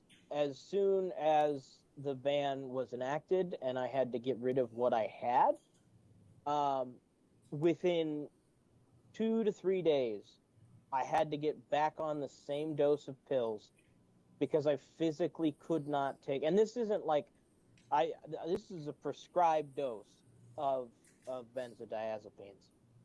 My wife also, this is another story here, is a couple of years ago, we had a miscarriage, and it happened to be on the 1st of January. So when she went in, they weren't able to give her hydrocodone pills, and she was in excruciating pain. I gave her the barest minimum dose of natural leaf kratom, and it helped her for the rest of the 2 days that she couldn't get her hydrocodone. I have tried the 7OH products completely without knowing that that's what they were. But I can say for a fact that yes, those could definitely be extremely addicting. But there are those of us out there, and I was weeks away from being off of a benzodiazepine, and now I don't have the option of even, in my opinion, getting off of that medication. And when I'm on my benzodiazepines, I can't control when I sleep. So I act like a narcoleptic. When I'm on kratom, I can actually choose when and where I want to sleep. When I'm on my benzodiazepines, I could be sitting here talking to you and pass out within a matter of seconds, thinking that I'm still awake. Without kratom, my life would have been a huge mess, and I would have lost my marriage and my children. And I sincerely urge you all to realize that there are people who use this who aren't playing around with it. And like the last man said, and I know this personally because trying to figure out a dose for yourself is very difficult on some substance like that. If you take too much of it, you're going to be puking your guts out for the rest of the day. So, again, can you overdose on it? Probably. But, again, regulations on things like 7OH products and the kratom that I used, I would buy from the internet. And again, these were third-party tested products that I knew I could trust to use. And I firmly push, or I would firmly push for, like everyone's been saying, testing and things like that. But kratom saved my marriage. And without it, I'm not sure what's going to happen. But it scares me. That's all I have. Thank you, sir. Appreciate it. Any questions from the committee? Mr. Chairman, Senator- I would just ask, given the special consideration for veterans, and I assume that you're receiving care through the VA? Some care through the VA. Okay. Working on changing a discharge due to a violent outburst of another member of my platoon, which ended in an altercation. But I am receiving minute amounts of benefits, as you said, for PTSD, anxiety, tinnitus, and migraines. So the but purpose of even- my question is simply, Simon, does the VA support your use of kratom? I have just recently started receiving benefits from, well, I've had them for a while, I just hadn't used them. But the therapists that I have worked with and the people that I've spoke with the VA have been very receptive of the use of something other than a pharmaceutical, something like kratom. So to answer your question, yes, I'm sorry. Yes, they most definitely do. Thank you, sir. Appreciate it. We are coming back in-house now for our last presenter because we are out of time. I ask you to only speak to new information or identify who you're from and then what your thoughts, Yes, thank you. Chairman Heinert, Chairman Axman, members of the Kratom Working Group. My name is Alex Kelsch. I represent the Global Kratom Coalition, and I'm here to introduce Allison Smith, who will speak on these topics. My lobbyist number, if you need that, is 971. Thank you. Ms. Smith, you have about 2 minutes because we have to be back at 12:30. I'll keep it brief.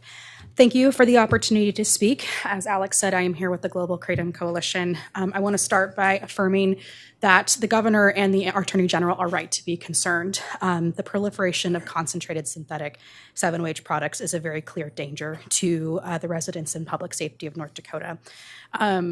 This has obviously been established throughout the previous conversations that have been stated, so I'll try and skip through most of this.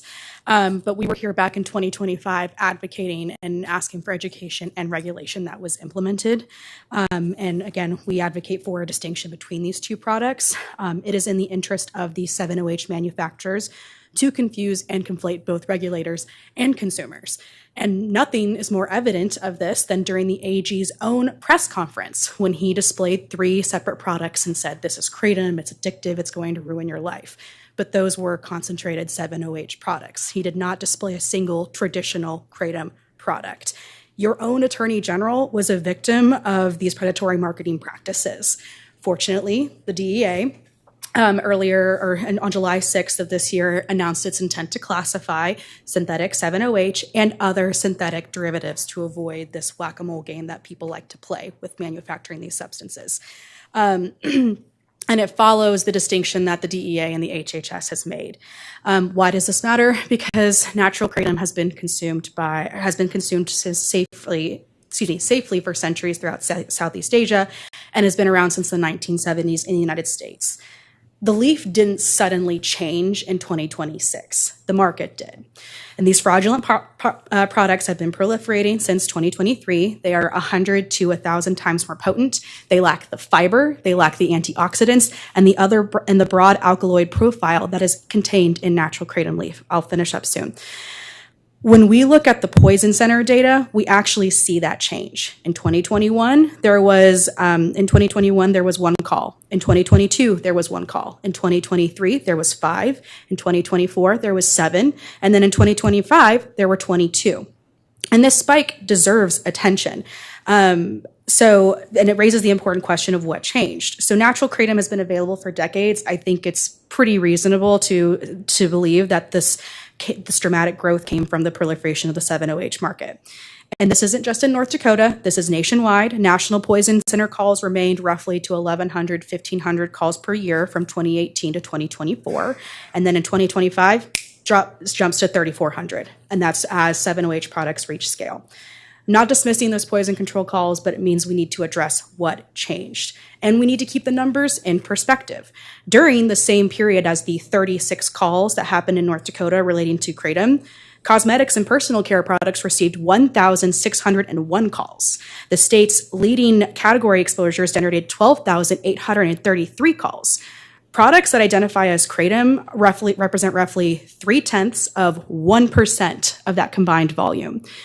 I'm not here to tell you that natural kratom is risk-free. No product is. You can hurt yourself on water. I can hurt myself on the Celsius that I'm drinking. But we need to express caution and look at the data. And the same goes for fatalities when mitragynine is present. The presence of it in a toxicology report does not equate to causation. But as we discussed that earlier. So my request is very straightforward. Target concentrated synthetic 7-OH aggressively. Keep it out of the hands of North Dakotans and follow the lead of the federal government and the numerous NIDA and FDA research studies that have been conducted. I'll yield back my time and answer any questions, if any. Questions from the committee? Seeing none, thank you. Thank you. Thank you for keeping it short. We will break then for lunch, and we will return at 12:30 for our afternoon sessions. I am sorry for those of you who wanted to speak, but you may still turn in any written testimony you wish to do so.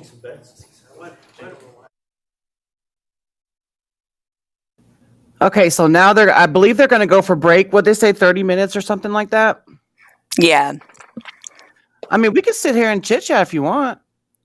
Yeah. I am sorry that the screen is glitchy. Yeah. We cannot fix that. I don't know what. It's been dumb this whole time. Hold on. I got it. Yeah, there we go. You did amazing, Jen. Thank you. I was a little nervous because my phone was messing up and I was doing too many things at one time. Yeah, I don't You know. did amazing also, though, as usual. Every time I speak, I don't remember what I say. So I usually will go back. You know, you learn from yourself. You go back and rewatch your testimony if you can. So That's why I said super rough rider room. What the hell? I know. Yeah, they're not going to vote today. No, this is just them collecting information type stuff. The legislation's hearings, I believe, is supposed to be like somewhere like September 2nd or something like that. So those of you, if there's a remote link at that time, we didn't know about this remote link till yesterday. Yeah. It didn't even dawn on me till this morning. It took me forever. Like I was like, I kept trying to find, is there a remote link? Where can we get one? What's going on? And then lo and behold, someone from the GKC got it for us. I didn't realize that it was going to be like a limited thing either, like the time and stuff. So Yeah. Thank you, Nick. Thank you, Rebecca. they got AOL. They got AOL in North Dakota. Yeah, it started getting glitchy on my side. It usually happens like this when you're watching it through the website links instead of YouTube or something like that. It's usually always happens like this. Thank you, Rebecca. And then that Simon guy, man. If you guys can't see, but he's knitting. He's actually crocheting something on screen. And I think it's just so damn cute. I've always wanted to learn how to do that. I don't have I can't concentrate long enough to figure out how to learn something new. I don't know. It doesn't look like there is, but I mean, the public comment part wasn't on the agenda, I don't think. Let me go look. Thank you, Shannon. Thank you, Jeff. And Kathleen. Yeah. Are you looking up? Yeah, I'm getting Trying to get caught up on the comments. Where'd I go?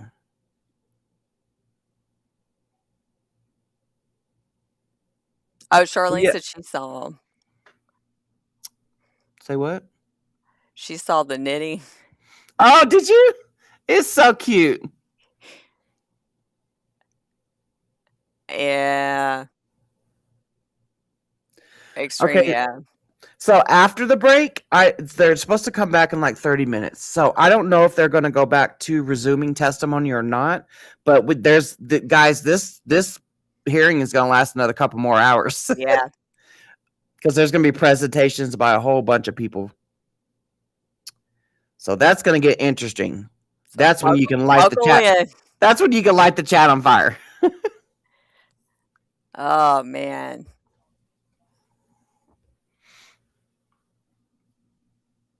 Yeah, and you know what, Mike? She was not initially dead set on a ban. Nope. Somewhere along the way, she flipped, and just like I say this all the time, it's like you could tell when they're being, I don't know, maybe being coached by somebody, but I don't know. Possibly. Who knows? Yeah, this is gonna. You know what? I need to go to the bathroom. Do you want to put on music while we go to the bathroom or something? Yeah. We'll put on the. I made this little thing. Hold on. It's so cute too. So that if people come and we're not on screen.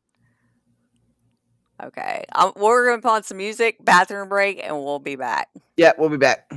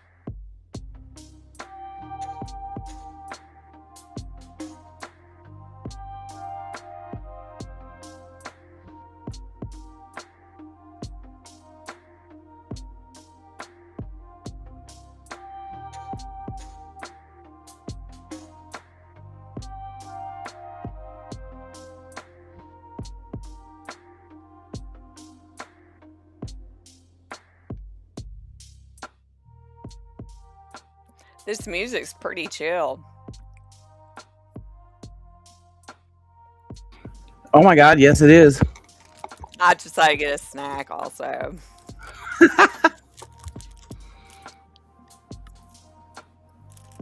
Look at them little dudes. I was just re-listening to my testimony. Yeah, I feel like there was something else that I was going to try to say. Well, I always try to leave it off with, kratom is an exit from addictions, and 7-OH and its derivatives are an entrance into one. Yep. But I think they already know, especially when we watched their last Friday's working group. Yeah. But I mean, at least they're putting the work into it. Yeah, this is what your state should have done. Right, that's what I'm saying. Tennessee should have at least pretended like they gave her crap. I am still so upset with how Tennessee State Legislature did their stuff. Yeah. Downright dirty. It was definitely that, you scratch my back, I'll scratch your back type of crap that went down. It's there was 3 factors, I feel like, that really just made it happen. All the planets aligned, but that was the main one. Yeah. You help me get this bill through, I'll help you get a bill through, buddies. Yup. Oh, dude, super. Yeah, one thing worth mentioning is how horrible the taste is. I think so. Oh. There's been somebody that said it tasted like grass or something in one of the testimonies. I can't remember who it was. Yeah, they did, huh? Lick the bottom of a lawnmower. What's up? What's up, Chris? Medicinal plant education? Yeah, that's Chris. Yeah. Yeah, what I said in my earlier comment, you don't see 7-OHers, and I don't know how many times we got to say that with all the locality hearings that we attend. You don't see 7-OHers in there trying to defend their product. Yeah, like I said in my other comment, cosplaying, being a kratom advocate is just straight up embarrassing. Yeah. Stop it. It's gross. Stop it. I don't know, man.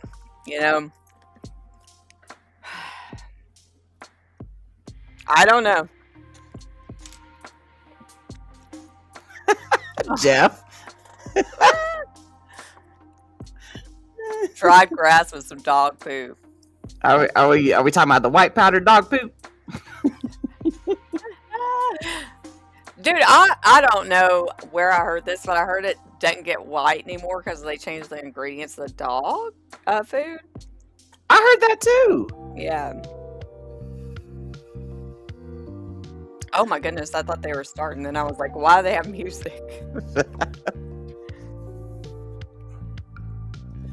Dr. Jack did amazing. Mac came and brought the sermon today. Yeah, he did. And people don't realize that Dr. Jack is hard of hearing. I guess he wears old school hearing aids or something like that. He doesn't want to upgrade them. I don't know, something like that. But he is hard of hearing. That one dude, that legislator dude, that asked a question, he goes, "Oh, I do too." Hey, Charlene. We're just waiting for them to come back from their recess. Because there's still a couple more hours to go. Allison did amazing. Yeah. That one random guy? I don't even... That was... What? I'm going to have to go rewatch his. But he only learned about it a couple weeks ago, and then he did his research on it.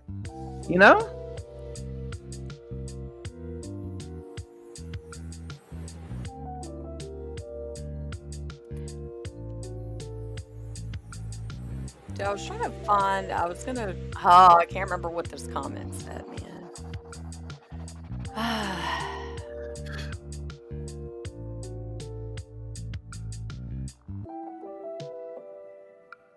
I was going to be like, oh yeah, there was a comment earlier. I don't remember what it said now. So, go figure. I know, it's probably one of those where you wished you pinned it. Yeah.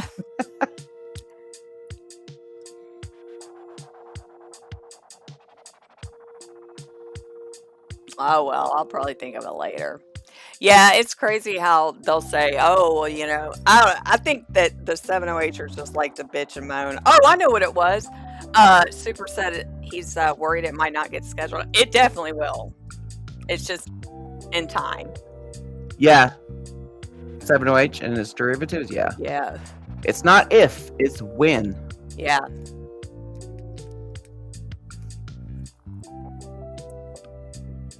Oh, I want to go find what Dr. Jack mentioned about how he published something a couple days ago. I want to find out what it was.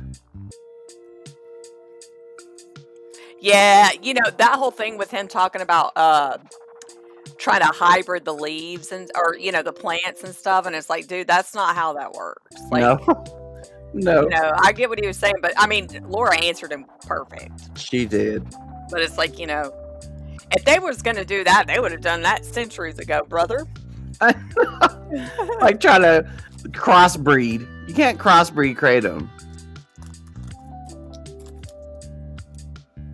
I mean, you crossbreed, marijuana plants.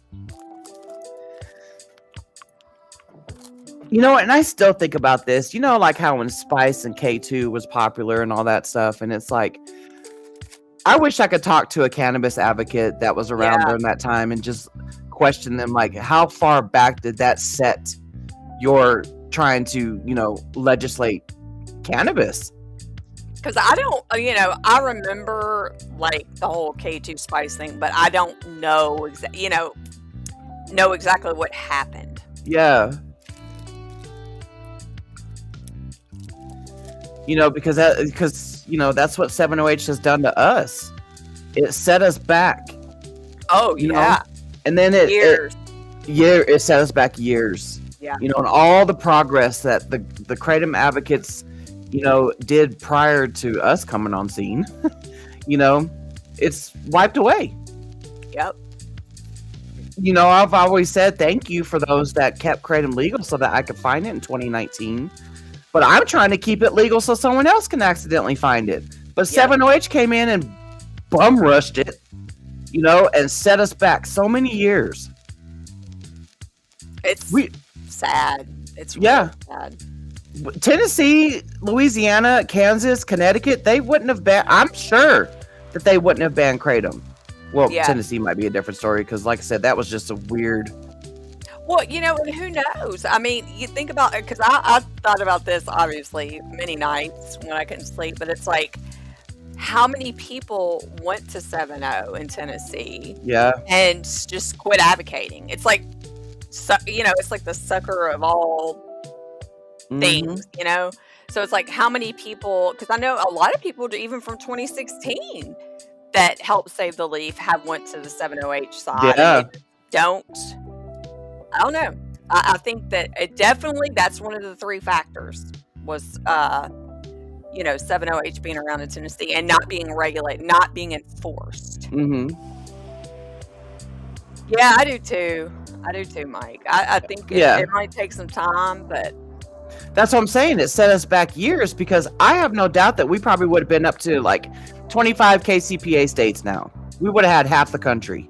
Oh, definitely. Yeah. I mean, we were on good track for the federal KCPA until 7OH came into play. Yeah, we were. And it's like, boop, all that's gone. And it's like, it blows my mind.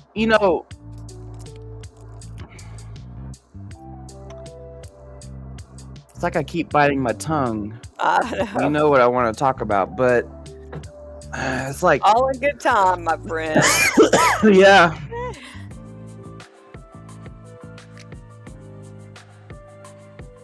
Well, people keep on saying, well, Mac's not used to be anti-prohibition, but at some point you have to, I mean, there has to be some type of safety standards, first of all.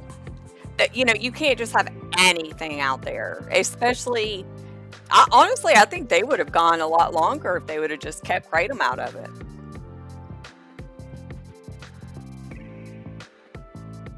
Oh, really, Jeff? I used to equate 7OH being the new spice, K2. But that right there was actually like fully synthetic. But either way, it still stole cannabis's namesake. Just like 708 just stole Kratom's namesake. Just like freaking MGM 15 is stealing Cat's Claw namesake. Yep. Yep.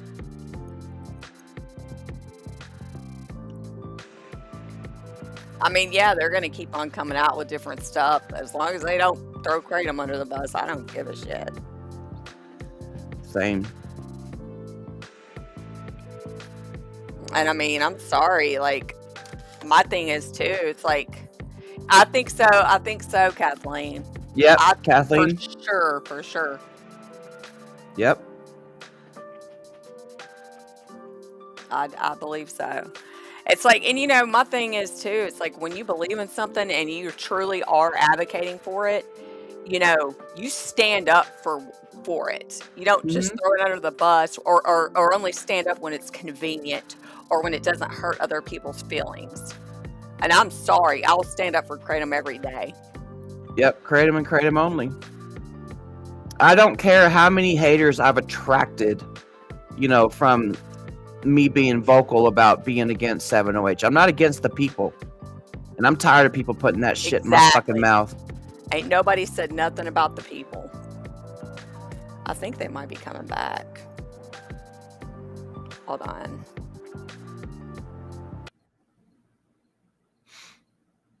Oh. Presentation from Miss Charlene. Can you hear it? Yes. From the State Crime Lab.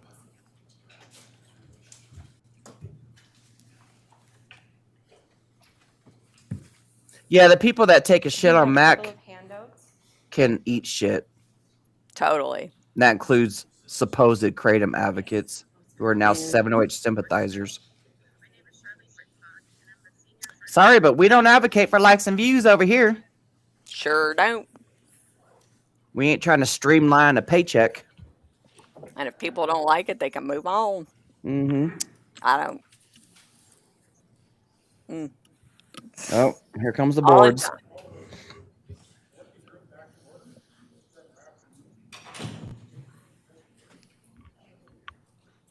Comes the visuals. Yeah, Mike. Good afternoon, working group. My name is Charlene Rittenbach, and I'm a senior forensic scientist with the North Dakota Office of Attorney General, Crime Laboratory Division. I'm the technical leader for the forensic chemistry unit that includes the analysis of seized drugs and materials. I've been analyzing seized drugs for over 20 years and remember becoming familiar with Kratom early in my career. It was a substance we were trained on and only encountered occasionally, but it is not what it is today. The Kratom industry has rapidly changed and grown in the last several years. Kratom is a tropical tree native to Southeast Asia where recreational uses date back centuries, with consumption by laborers and farmers looking to combat fatigue, increase productivity, and alleviate pain. When the leaves are consumed, it produces stimulant effects in low doses and sedative effects in high doses. Among the numerous alkaloids identified in the plant, the major alkaloid of metrogenine, here, and the minor alkaloid of 7-hydroxymetrogenine, also known as 7-OH or 7-hydroxy, are primarily responsible for the plant's psychoactive effects. In Kratom's botanical form, meaning the leaf, 7-OH is stated to make up less than 2% of the total alkaloid content and occurs in trace amounts. However, 7-OH can be synthesized from metrogenine through a chemical reaction, and it also exists as an active metabolite of metrogenine.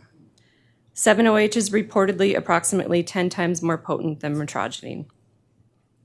Recently in the United States has seen a proliferation of 7-OH products.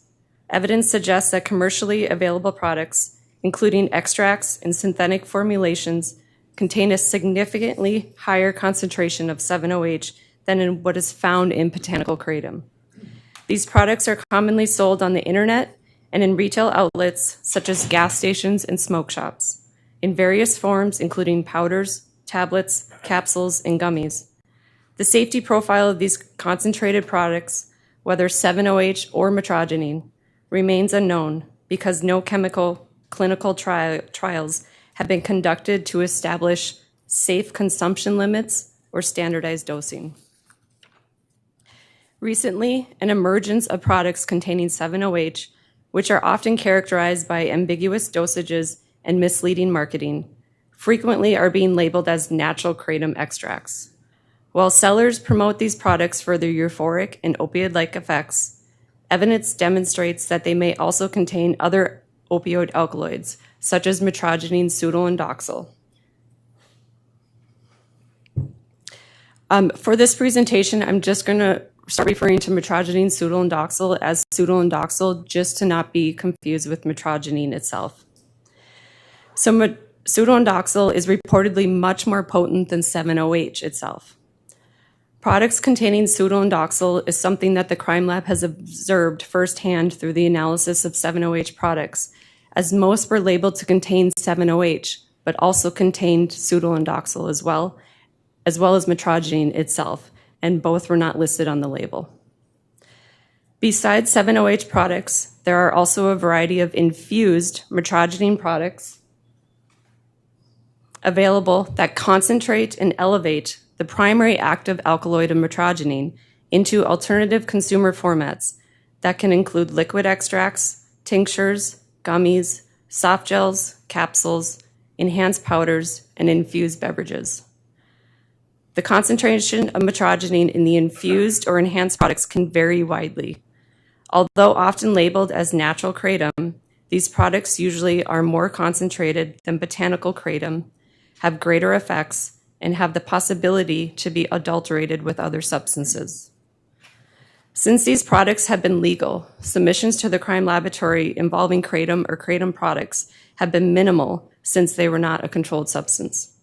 Since 2023, there have been 6 cases where metrogene was identified. In looking into each of those cases, 3 out of the 6 indicated some sort of overdose or suspicious death. In 2024, there was a case that was listed as a suspicious death where approximately 270 grams of ground botanical kratom and metrogene was identified. In 2025, there was a case that was labeled as an overdose poisoning that contained tablets, and those tablets also contained 7-OH and the pseudo and doxil as well as metrogene. And in 2026, there was one case listed as an overdose where kratom capsules such as this were submitted and metrogene was identified. During the governor's recent press conference, Attorney General Wrigley announced that he went into his smoke shop and purchased products firsthand. The crime lab analyzed these and determined that all 3 products purchased were inaccurately labeled as to what the contents were present in each product. Each product contained 7-OH, as it was labeled, but it also contained metrogene and the more potent derivative of pseudo and doxil. This was consistent with various other products that the crime lab has qualitatively analyzed and highlights the concern of accurate labeling. These combinations, coupled with a lack of regulatory oversight, pose significant safety risks to consumers by exposing them to high doses of opioids. These products sold as unregulatory dietary supplements pose significant health risks as essential information regarding their purity, identity, and long-term safety remain unknown. There are currently no labeling requirements regarding these products. Some of the common warning language on the products themselves that we've encountered for both kratom and 7-OH products are that they're not intended for daily use, to not take this product every day, do not exceed the recommended servings. Kratom and its derivatives may be habit-forming. Kratom may be addictive. Do not use while pregnant or nursing. Do not use with alcohol or prescription medicine, and consult with a healthcare professional prior to use. The FDA has warned people not to take kratom because of safety concerns and the risk of addiction. The sale of kratom is not approved by the FDA, meaning that the FDA has not determined kratom to be safe or effective, has not inspected products to make sure that they contain the ingredients that they're supposed to, has not determined the concentration of the active ingredients is accurate and has not determined if the product is contaminated. Since kratom is not approved by the FDA or regulated in any way, different products can differ in strength and often have unknown contaminants. Companies selling kratom aren't required to follow safe manufacturing regulations, and in 2018, there was an outbreak caused by Salmonella bacteria in kratom that made people sick in 41 states. Unregulated manufacturing can create risks for heavy metals and bacteria contamination. There are no prescription or overdose or over-the-counter drug products containing kratom or its known alkaloids that are legally on the market in the United States. According to the FDA, kratom is not lawfully marketed as a dietary supplement and cannot be lawfully added to conventional foods. Prior to the surge of 7-OH products and other kratom derivatives, 10 years ago, in August of 2016, the DEA announced its intent to temporarily place metrogene, the main alkaloid in kratom, and 7-OH into Schedule to avoid imminent hazard to public safety. In making this determination on kratom, the DEA stated then that available information indicates that these opioid substances, constituents of the plant kratom, have a high potential for abuse, currently no accepted medical use in treatment in the United States, and lack an accepted safety for use under medical supervision. An additional concern that was noted by the DEA was the wide variability of the concentration of the active components in available kratom products, leading to unpredictable effects when similar amounts of different products are consumed. Public backlash to the DEA's proposed ban quickly developed, and in October of 2016, the DEA announced that it would withdraw its intent to temporarily schedule metrogene and 7-OH because of numerous comments from the public that needed to be considered. Additional timeline details of kratom include, in 2021, the domestic market evolved away from the bitter powders to highly concentrated liquid shots and carbonated beverages. In 2023, poison center calls spiked as products continued to diversify. In 2025, the market inventory dramatically shifted toward the 7-OH products. While 7-OH is only a trace alkaloid in natural leaves, companies began chemically synthesizing and infusing it into ultra-potent tablets and shots. And recently, in July of 2026, the DEA announced its intent to temporarily place 7-OH above a specified threshold and 3 synthetic derivatives, pseudoindoxyl, MGM-15, and MGM-16, into Schedule 1.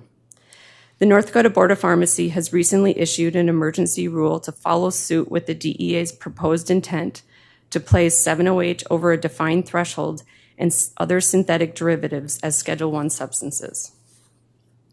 I want to briefly highlight why in both the DEA's and the North Dakota Board of Pharmacy's proposed emergency rule that 7-hydroxy is defined over a specified threshold. Remember that in botanical kratom, it can contain trace levels of 7-OH. This creates challenges and complexities in listing 7-OH specifically in the schedule. Thus, the DEA has recommended scheduling above a specified threshold of 0.05% or 1 milligram in botanical material or alternative products. I want to thank you for your time today and apologize for the vast amount of information, as this is a complex topic. But I hope some of this information is helpful to this working group to assist in decisions making moving forward, and I'd be happy to stand for any questions. Questions from the committee? I do have one. Right at the end here, you talk about a DEA recommended schedule above a 0.05. We've been hearing 2% for the natural, what I call the natural. Is there a differentiation between those two numbers, or is that about the same number? The way it just depends on how you write it. Chairman Heiner, that's a great point to pick up on. So the Kratom Protection Act, from my knowledge, has kind of represented, put in there 2% alkaloid content below. There's some literature that's saying that it's below 2%. So that's kind of the line in the sand. I think it's actually much lower than 2% if you were to quantify actual kratom material.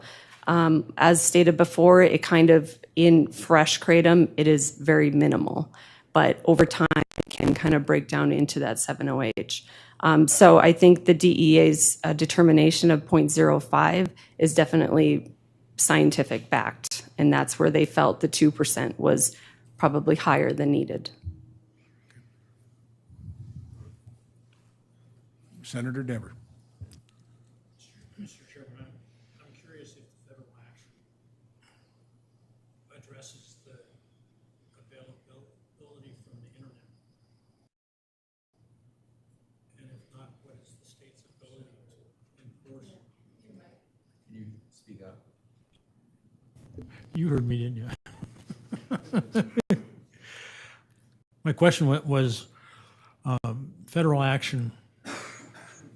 Does that effectively deal with the availability of the product on the internet? Or what is the state's ability to enforce? Senator Dever and Representative or Co-Chair Heinert, that is outside of my wheelhouse. The internet is, very hard to manage. Federally, that rule has not been enacted yet. It is just a proposed intent at this point. So do you know if internet purchases come through American sites or overseas or international? Senator Dever, I would imagine internet purchases can come from all over. Okay. Additional questions? Seeing none, thank you very much for coming today.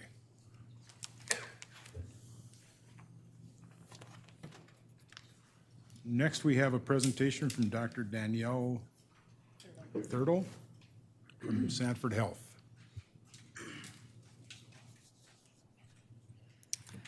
Right. I did bring copies.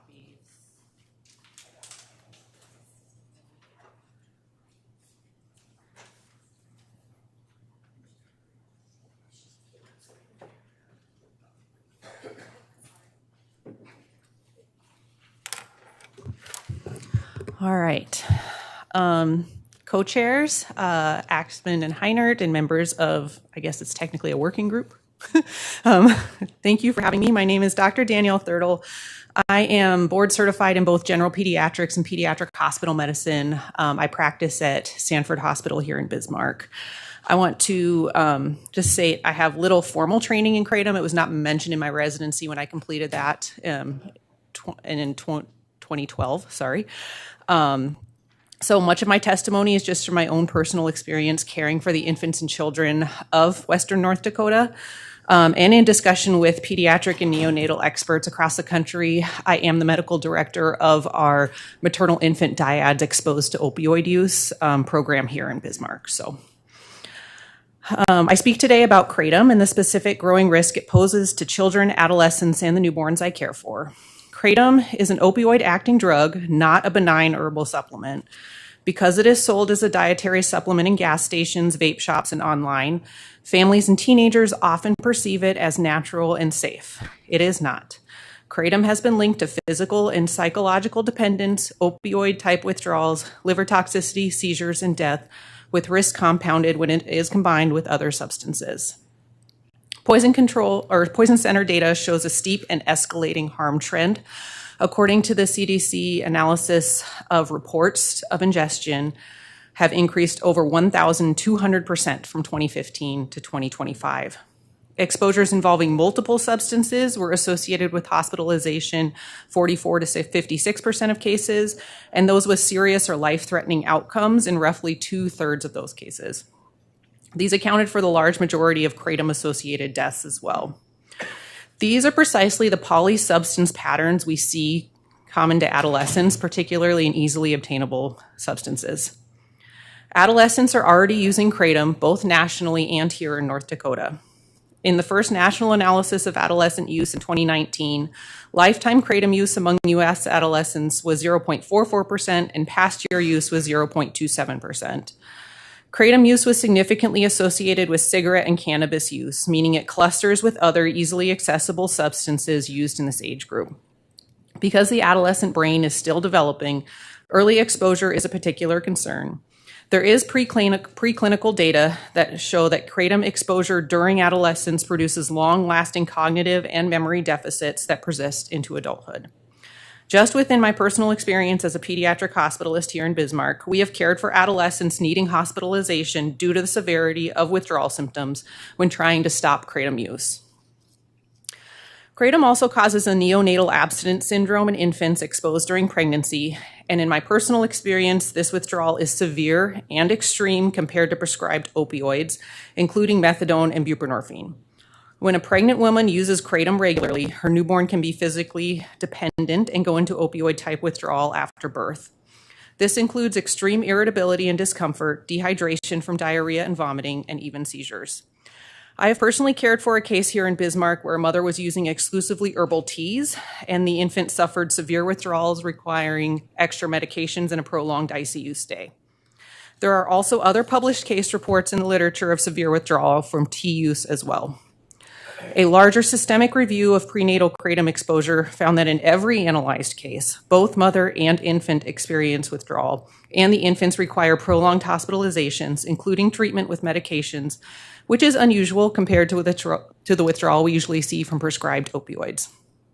So in summary, in my experience, the withdrawal we've seen from kratom in newborns, including mothers using tea, more closely resembles that from the withdrawal from heroin or street fentanyl than prescribed medications.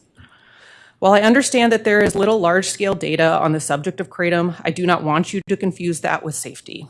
There are no pediatric safety data and no established safe use for adults or adolescents. There is early data that kratom irreversibly negatively impacts brain development. Children can access these products easily, adolescents are using them alongside other drugs, and newborns are experiencing withdrawal unlike anything experienced by over-the-counter products of any kind. Thank you, and I am very glad to answer questions from the committee. Questions from the committee? Senator Dever. Thank you, Mr. Chairman. Doctor, prenatal use of alcohol and tobacco is well known to be risky. Is the same the case with kratom? Are people aware of the risk that they're? That's Senator Dever. Thank you very much for the question. In my experience, it was just with one mother to date. She was not aware that there were any risks to her infant. I have since contacted like our local MFM physicians and said that I would like these parents referred to me for prenatal counseling, which I do on other mothers who take opioids, so I can counsel on that. Alcohol absolutely has known effects. They can be long-lasting and damaging. Tobacco does to an extent, but neither of those even have the very extreme life-threatening withdrawal symptoms in the first few days of life that I've seen with kratom. And people aren't aware of that? No.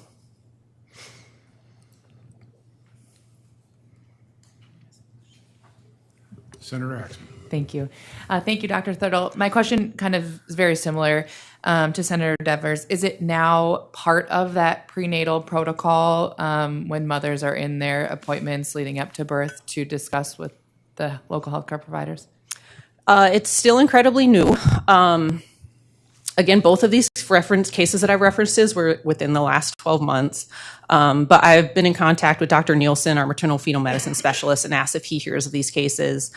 We've talked about including referral to maternal fetal medicine if a mother is using kratom as standard protocol as well. But again, this is part of the problem of kratom, is that we don't have recommendations from our medical societies. What kind of use poses risk, what wouldn't pose risk, it's impossible for us to tell. So it's hard for us to counsel parents or even provide guidance on when they should see us. You may continue. Thank you. Is it something that now OBs are asking during the appointments if there is kratom use? Is that something they're trying to ask, I guess, before birth? I would defer to the OBs.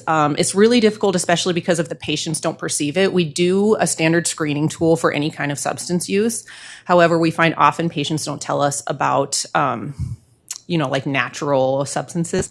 They don't consider that as part of that screening tool.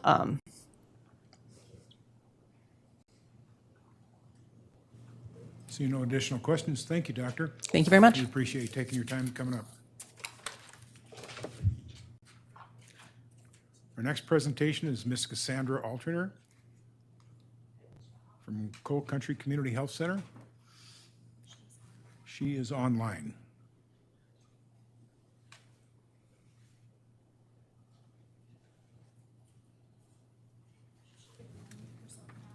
Ms. Alterner, you should be able to unmute yourself.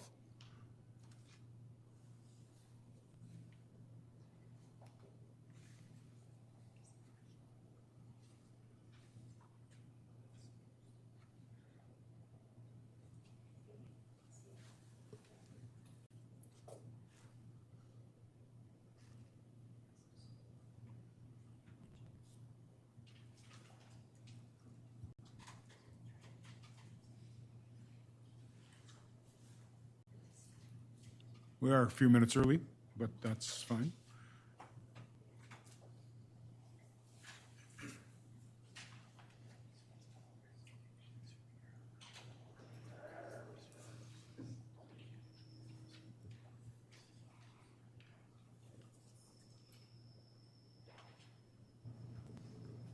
We can't seem to get Ms. Alterner to respond. We are a little early, so.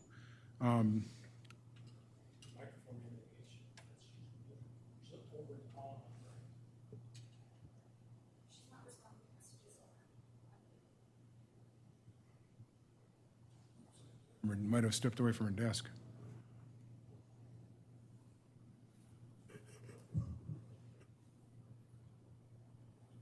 Is Miss Jackie Gervis in the room? You want to go ahead and go then? Sure. Okay, perfect. Thank you. Sorry I'm not for going to, yeah. butchering your last name. I'm sure I Gervais, did. yeah. Yep. I'm Jackie Gervais. I'm a board certified psychiatric mental health and addiction certified nurse practitioner.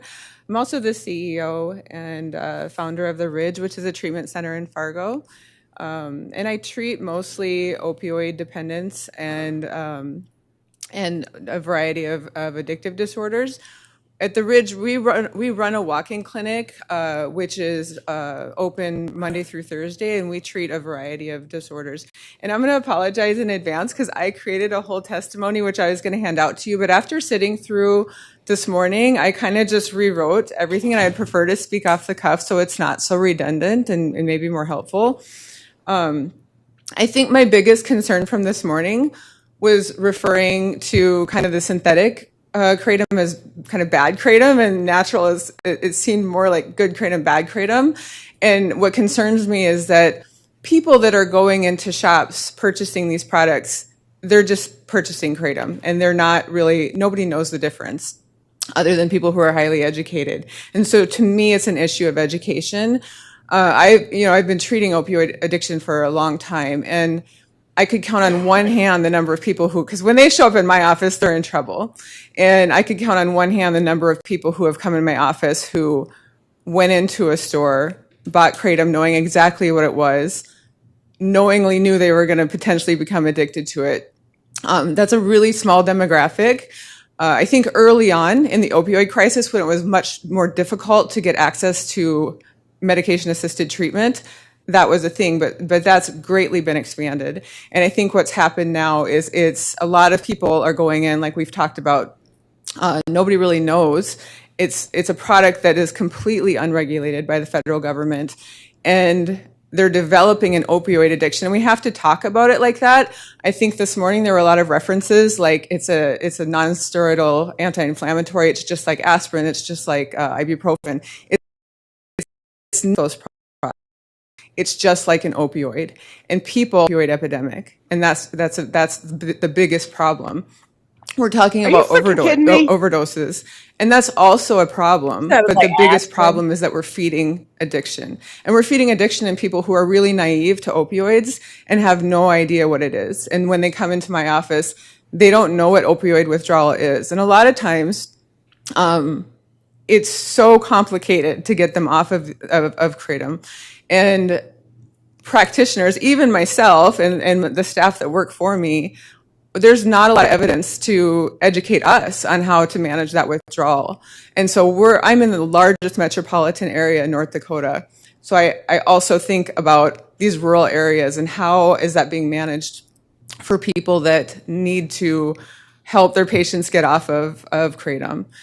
And so that's really my biggest concern right now, is kind of separating the two, because it all acts in the brain the same way. And while there are meaningful differences between the two, they all are harmful in their own way as far as developing addiction and dependence. And so we have to treat them both with the magnitude that they need.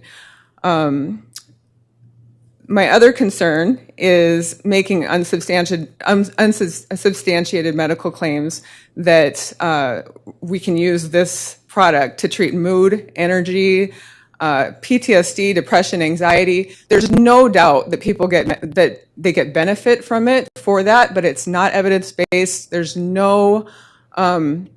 It's not approved for any of those things. And so you can take a lot of drugs to improve your mood. You can take a lot of drugs to help with pain. You can take a lot of drugs to help with sleep. That's called self-medicating. It's not approved for that. So my concern is that people are going into a gas station, a vape shop, and it could be a 19-year-old behind the counter going, this might help with your anxiety. This might help with your sleep. That is a layperson offering medical advice to somebody that has no business doing that. And so I think that's another thing that wasn't addressed this morning, is our residents our citizens are getting unsubstantiated medical claims, and they're getting addicted to a substance that it's not approved for. And so those two things, where I'm stuck really is what to do next. I think we all collectively agree with 7OH. With the leaf kratom, I think deep down, I support a total ban, and I just want to say thank you for giving your testimony on your son this morning, because that was really beautiful. But I also understand that there are people here that are just addicted to kratom, and what do we do with them? And so I think when you play it out, you've got a population that's already dependent on this product, and when you have that, and then now they don't have access to it, what are they to do? We've got clinicians who aren't educated on treating it.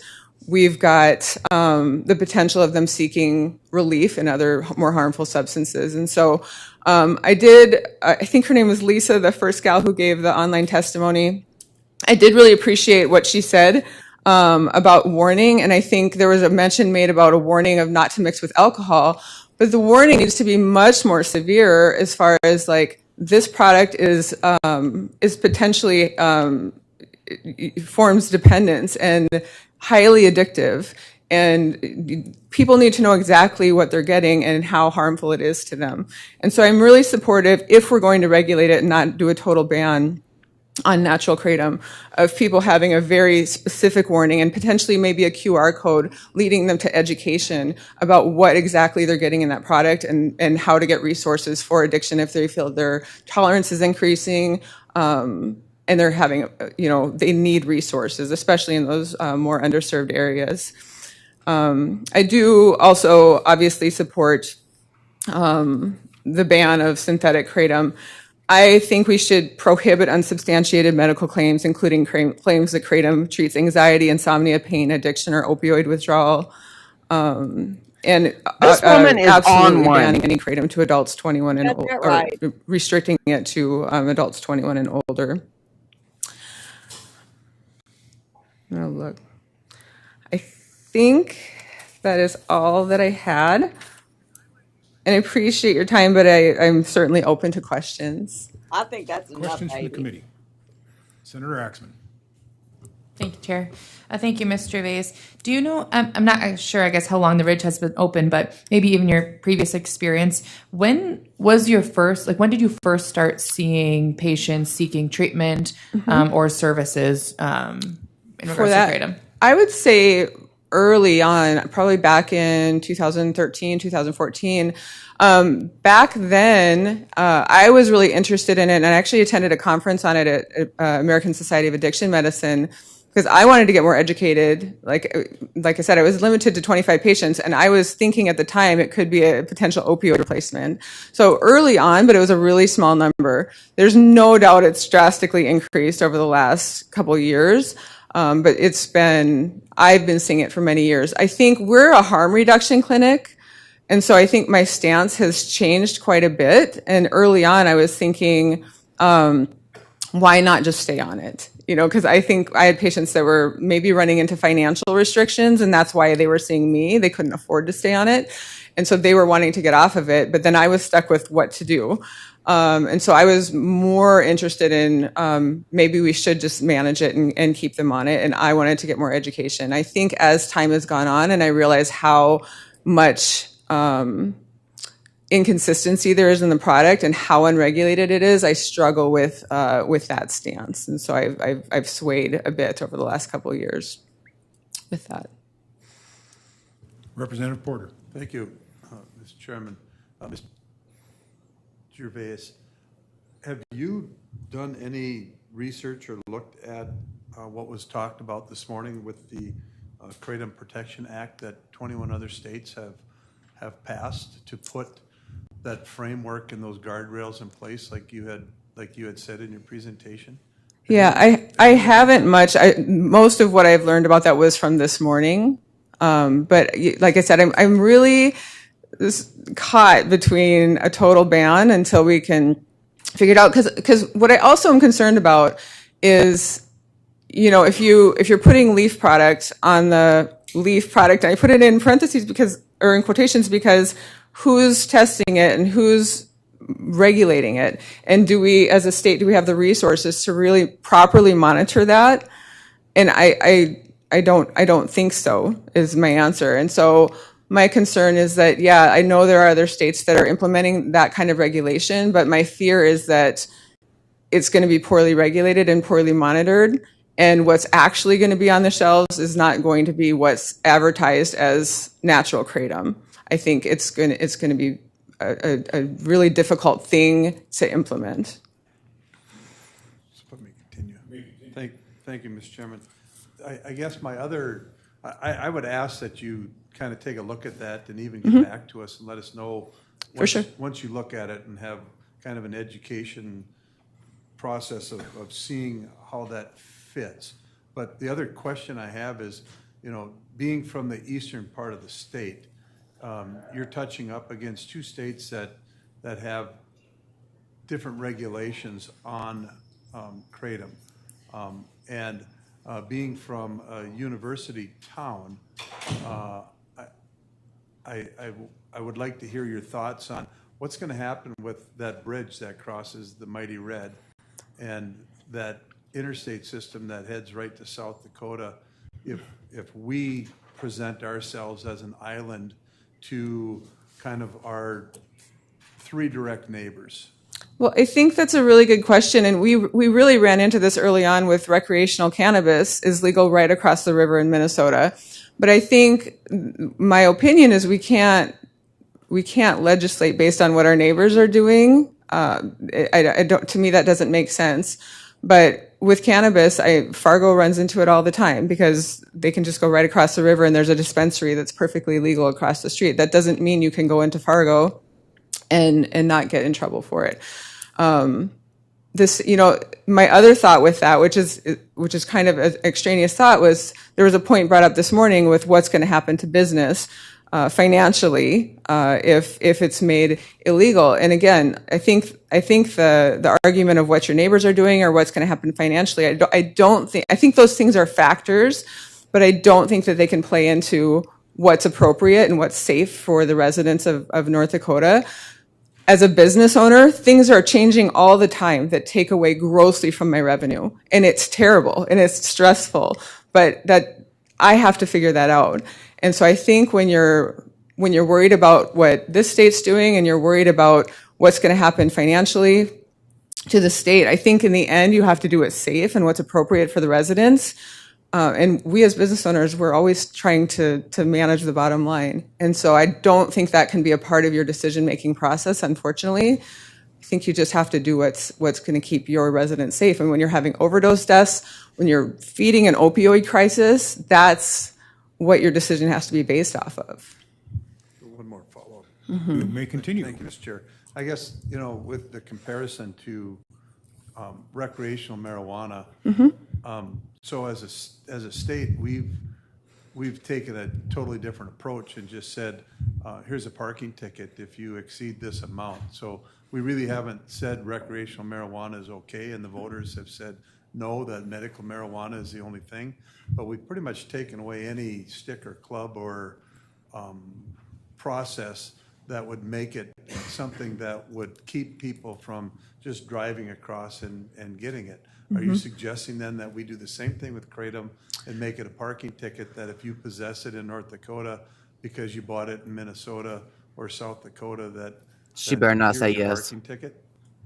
Yeah, no, I don't think people should go to jail for it, but I'm really on the side of keeping people out of jail and really trying to get them into some sort of care. So yes, I think I would be more supportive of it being a minor offense versus a felony or something like that as far as a possession charge.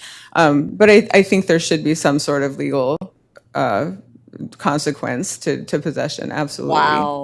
Wow. Oh, whoa, lady. Senator Dever.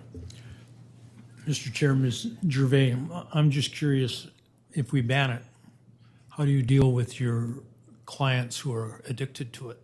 Yeah, and that's my concern too. I think we would probably have to, the work group and people involved, I mean, I think there needs to be a significant education piece as far as how do you educate clinicians on how to manage the patients that are withdrawing. But that's, like I said, that's why I'm somewhere between regulation and a ban. And I think deep down, I do support a total ban.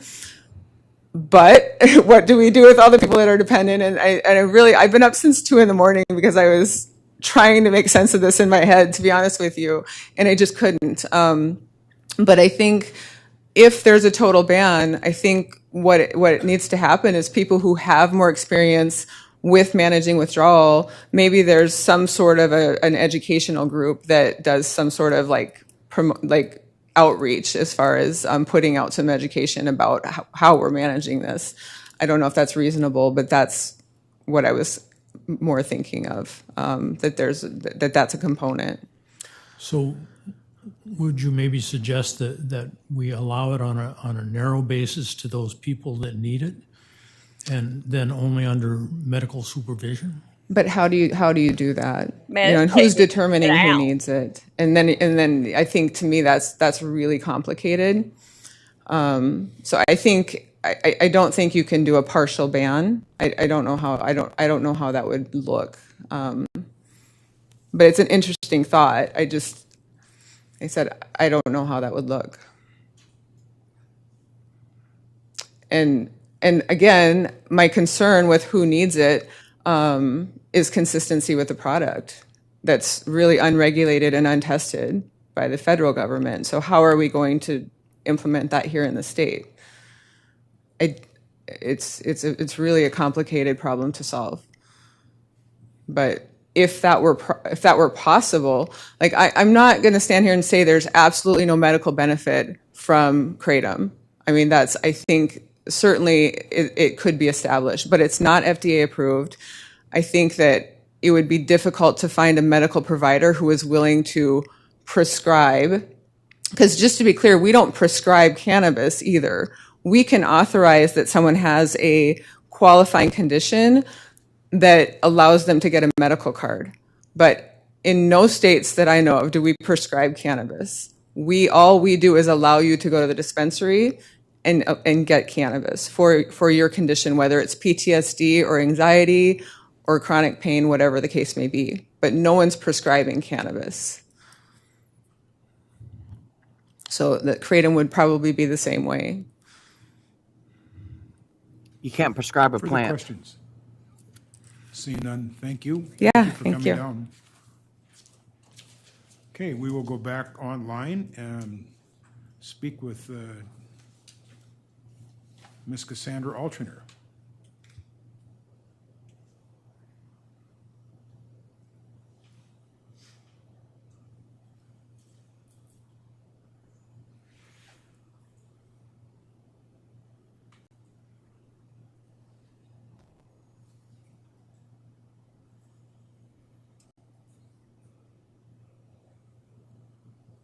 Okay. We're ready for it. Hello? Okay, go ahead. We have you. Yeah, I agree, Kate.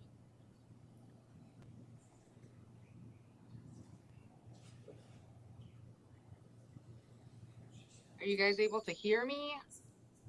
Yes, ma'am, we have you. Hi. Good afternoon, everybody. My name's Cassandra Altringer. I am a family nurse practitioner at Coal Country Community Health Center in Killdeer, North Dakota. For those of you that don't know, we're about 34 miles away from Dickinson. Population here is just under 1,000. I have been working in family medicine for over 10 years at this point. I started doing addiction medicine here about 6 years ago. I basically want to talk to you guys about what I have been seeing over here. I've been trying to listen in this morning. I am finding that what I'm seeing over here seems to be a lot different than what you guys are seeing in the bigger cities. Basically, what I've seen a lot of is people unintentionally starting the use of kratom. I have seen the 708 Nobody's too, advertising but, natural kratom that we way. know FDA is regulating that. State of North Dakota is as well. So for the purposes of what I'm going to talk to you guys about, I would primarily like to talk about kratom. Most of my patients that I see come through here, they come in usually in withdrawal, unaware. So in Killdeer, we have a few convenience stores here. And they had the kratom products, whether it was in, the shot form, different ways people could get it. People are basically picking it up because it is advertised for energy. It's advertised to help people relax as well. I actually went into some of the convenience stores myself, and this was probably about 6 months ago. And I was looking at all of the labeling. Unless you knew what the scientific name for kratom was, most people have zero idea what it is. They're buying it off the shelves for whatever purpose it's being marketed for. The people I am seeing in Killdeer are coming in here when they try to stop using the products. So these are people that are in a position that they are spending hundreds to thousands of dollars on these products and not realizing that they are addicted to them or having an issue until they try to stop. That's usually when they're coming into my clinic. I am seeing people from Williston, Watford City. We have people from all the surrounding counties as well that are seen in our clinic. Everyone is kind of talking about people using it for pain, also just get off of opioids. That is not generally what I've seen in my practice over here. It is a lot of truck drivers. I'm also a provider that does a lot of DOT exams. So I am very well aware of what our expectations are as far as safety goes. We are in the middle of the Bakken, so that means there's a lot of semis, a lot of big trucks over here. My most common people that are using these products are truck drivers. You are not supposed to be operating commercial vehicles with opioids. I do not believe, and I have seen in most of my drivers, kratom is not safe either. I am not opposed to us finding a way to regulate this. However, we are now in a spot, and I've already seen it, which are us taking kratom off the shelves just happened last week. I have already had patients coming in our clinic in Little Killdeer and double booking to help people manage the withdrawal symptoms. Again, when I'm referring to my patients, I'm talking about the ones that are using kratom, not the 708 tablets, although I've seen my fair share of that as well. So from my point of view at this point, when people come in, it's usually what I've seen with opioid withdrawal as well. I'm used to treating patients with, fentanyl withdrawal, pain pills. It looks very similar to me. And for my patients, it does too. And a lot of these people are not people that have had previous issues with addiction. A lot of these people, they've you know, they've never been addicted to pain pills. They've never used fentanyl. They've never used heroin. These are people that are genuinely buying things off of a shelf because they think it's going to give them a boost of energy, or they think I'm working 16-hour shifts, I'm rotating, I need to be able to sleep tonight. So then they buy that to help them sleep in the evening time. Those are the biggest concerns I'm seeing here. Some of the patient cases that I just wanted to share with you guys. We did have a patient that earlier in his life, he was addicted to heroin. He was a part of our program probably about 10 years ago. He was on Suboxone, which is a medication that we use to help people with the withdrawal symptoms with opioids. We have found it does work for kratom and 7-OH as well. He ended up buying a shot of kratom at a convenience store, and it pretty much put him back at square one. He is in our program again. Bet it was 7-OH. It was very difficult for him to get off kratom, and he compared it and said it was worse than when he tried to stop using heroin. So to me, that kind of spoke volumes, just on a personal level, of what I'm seeing over here. Again, like I said, I do prescribe Suboxone. That is seem to be helping people, and I do have patients that taper off of it. That's the goal at some point. And you know, I've heard a lot of discussion about, you know, kratom not being addictive. That is not what I am seeing here. I've also heard some people say, you know, it doesn't cause death. It doesn't cause anything like that. We actually had someone local that had passed away. This was in 24. He was 21 years old.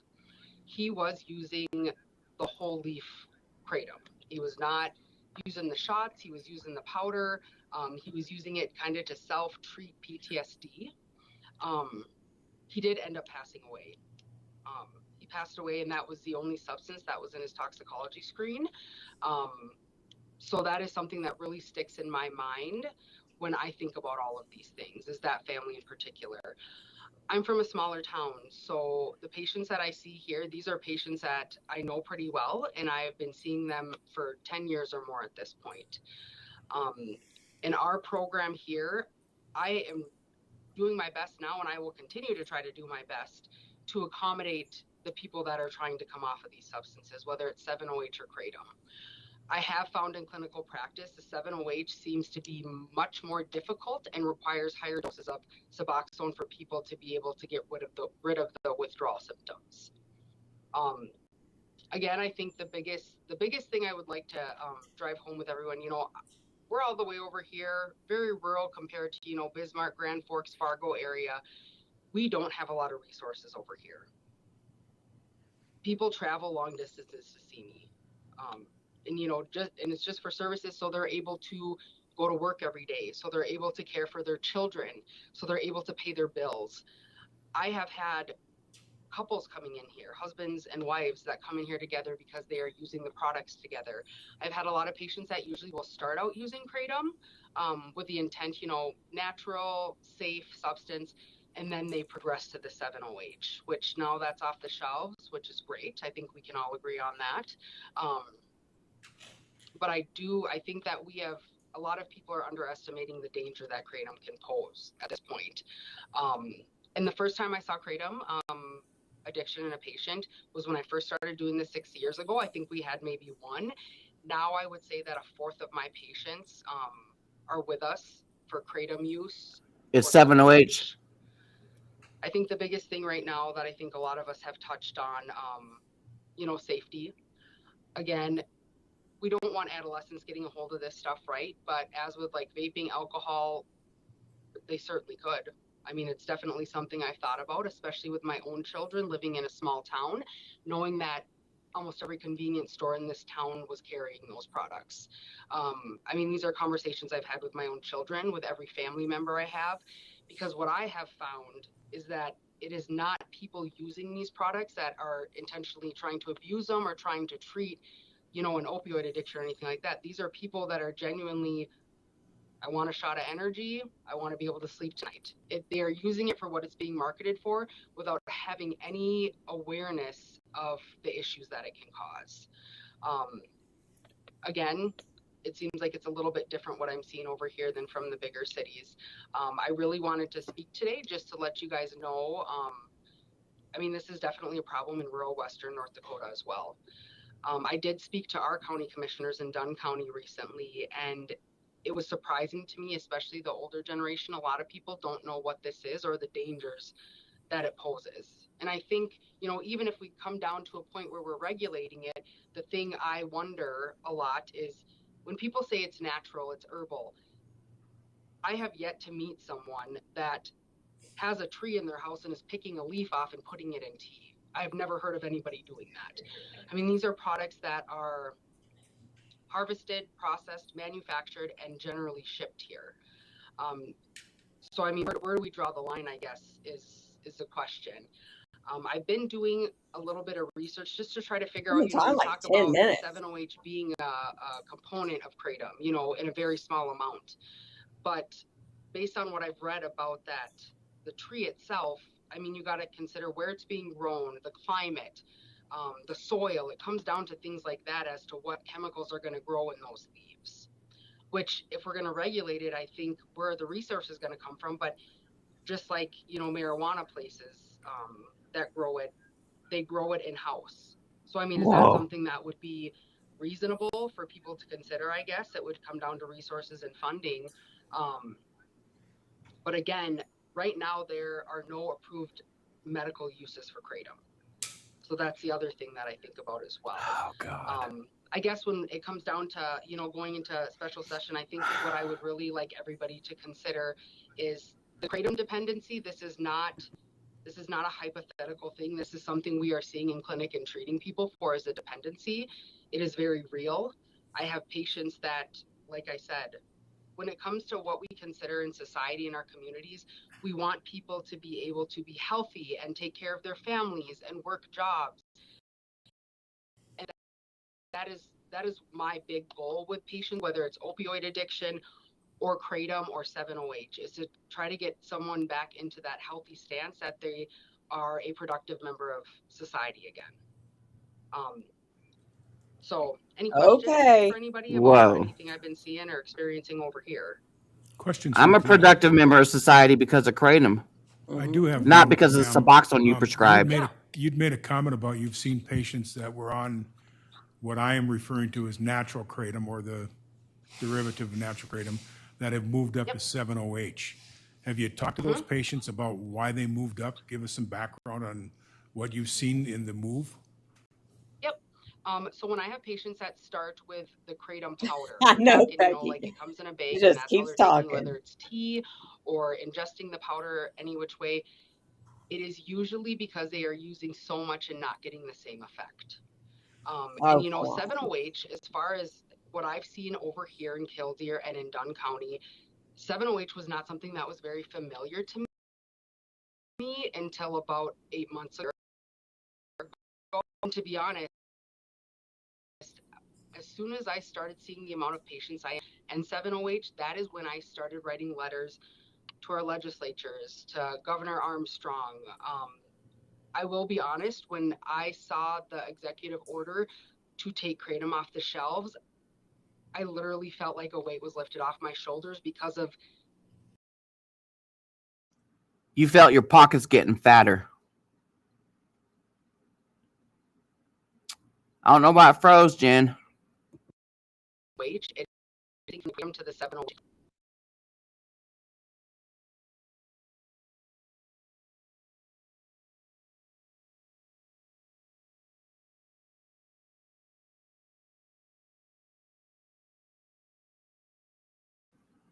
This is on their end, you guys, not on our end.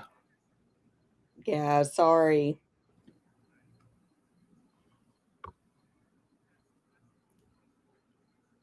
Did you refresh your page? That's what I was doing.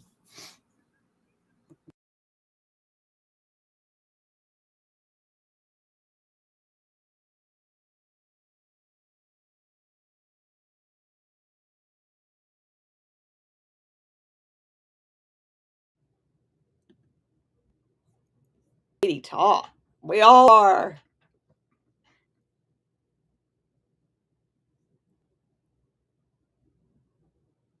Classic presentation for any substance that binds to the opioid receptors in our brain.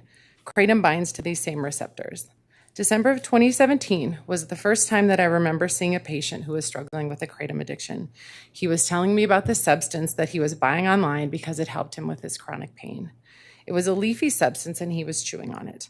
What he described was that as time passed, he had to basically have it in his mouth at all times in order to relieve his pain. When he didn't have it, he said he felt like he had the flu.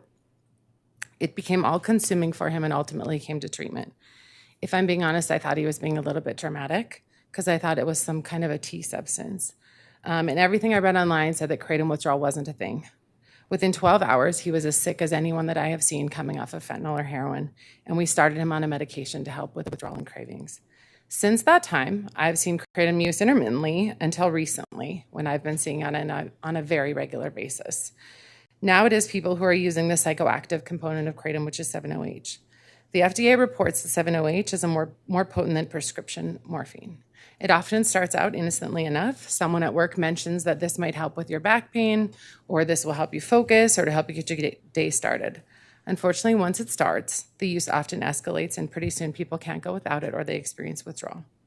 Opiate withdrawal is miserable. The withdrawal from any substance is the opposite of the intoxicating effects. Opiates are downers, so the withdrawal is an excitation of every part of your system. People experience sweats, chills, nausea, vomiting, diarrhea, and anxiety, insomnia, restlessness, runny nose, watery eyes, yawning, and body aches. It's as if they have the flu and they know exactly how to fix it. All they have to do is take the substance that they're withdrawing from. And in this case, it's 7-OH, which is often marketed as kratom. The marketing and labeling for these products is very problematic to me. A market analysis in 2025 of kratom and 7-OH found that 69% featured child-appearing flavors or scents, and 63% used bright colors in packaging and labeling. This is meant to mislead people into believing these products are safe, which unfortunately lends itself to accidental or intentional ingestion by children or adolescents. The labeling many times isn't clear about what is actually contained in the package. I've worked with several people who've been using kratom for a period of time, were not having adverse effects, and then unbeknownst to them, they started using 7-OH, which wasn't mentioned on the labeling clearly. Once they started ingesting the 7-OH, that is when they started having adverse effects. The data is pretty clear that people who have previously battled a substance use disorder or are currently struggling with a substance use disorder are at increased risk of abusing and misusing kratom. It's accessible and it's marketed as being helpful. Unfortunately, many of them end up being blindsided by the potency and the addictive potential.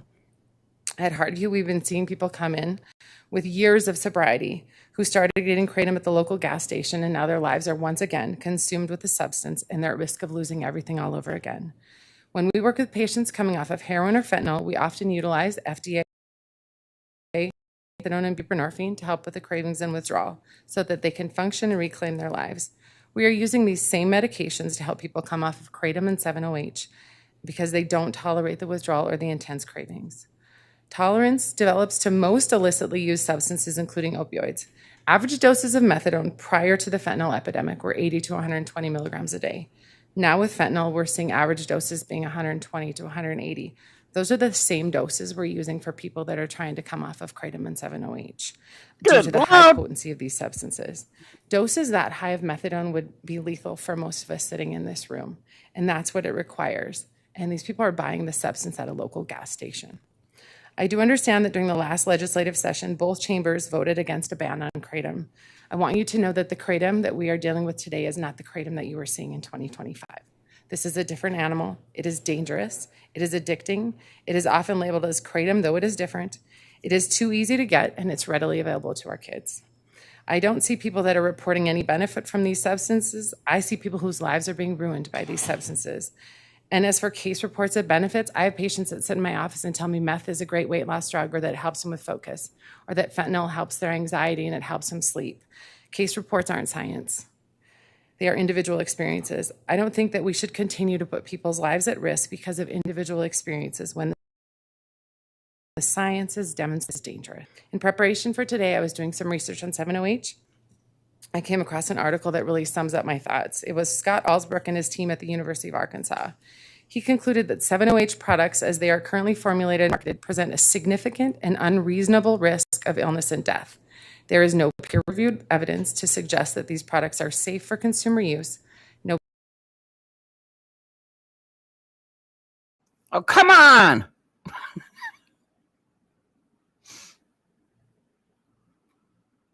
your time and attention. I'd be happy to. Questions for Dr. Hinkie? Representative Porter. Thank you, Mr. Chairman. Dr. Hinkie, so I don't know if you got to listen to or heard any of the testimony from this morning, but, you know, there was conversations and folks that were testifying saying that natural leaf is similar to caffeine, and that the withdrawal symptoms are similar to caffeine.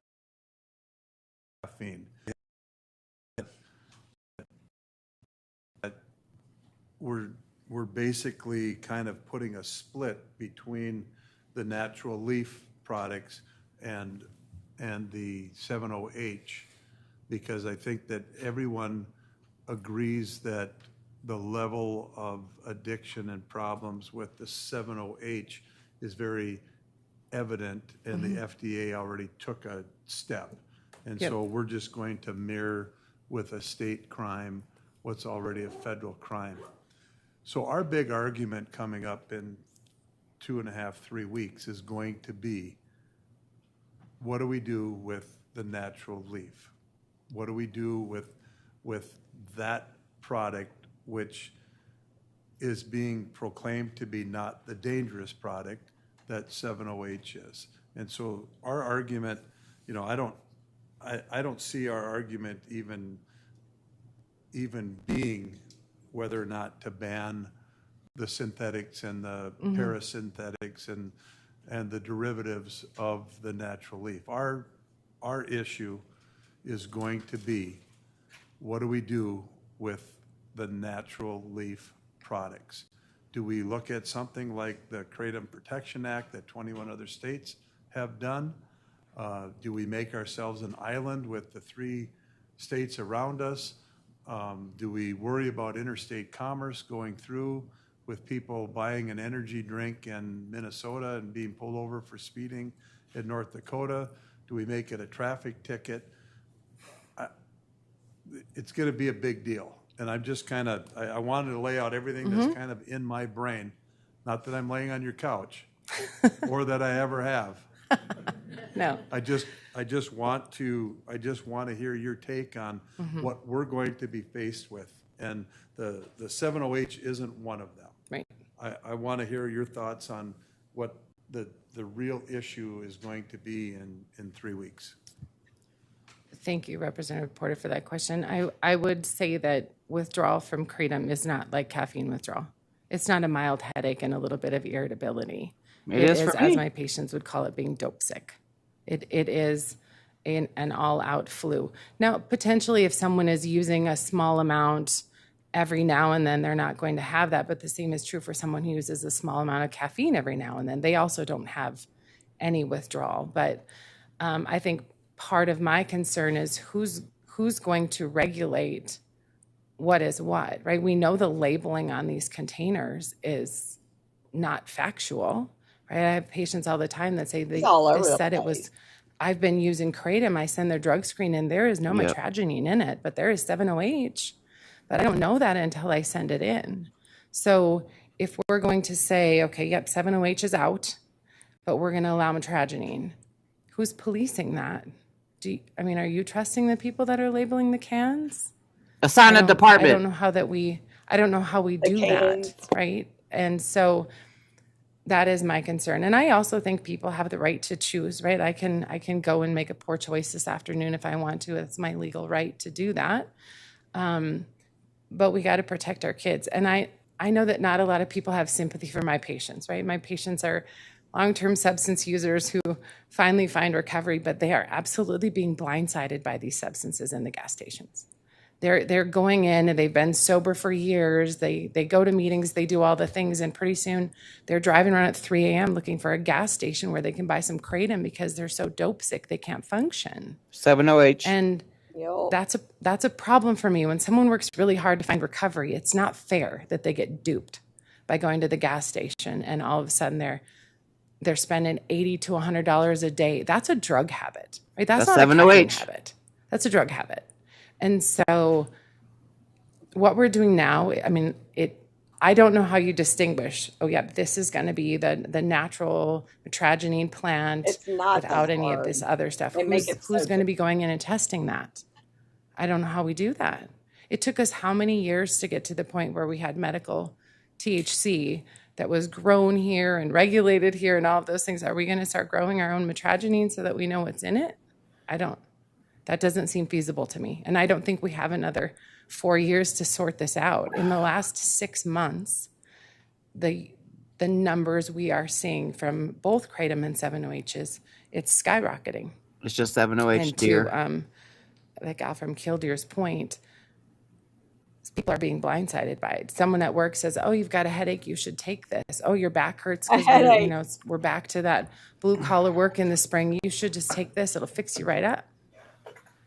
And then all of a sudden, they're in the throes of it again, and that's problematic for me. And it is not caffeine withdrawal.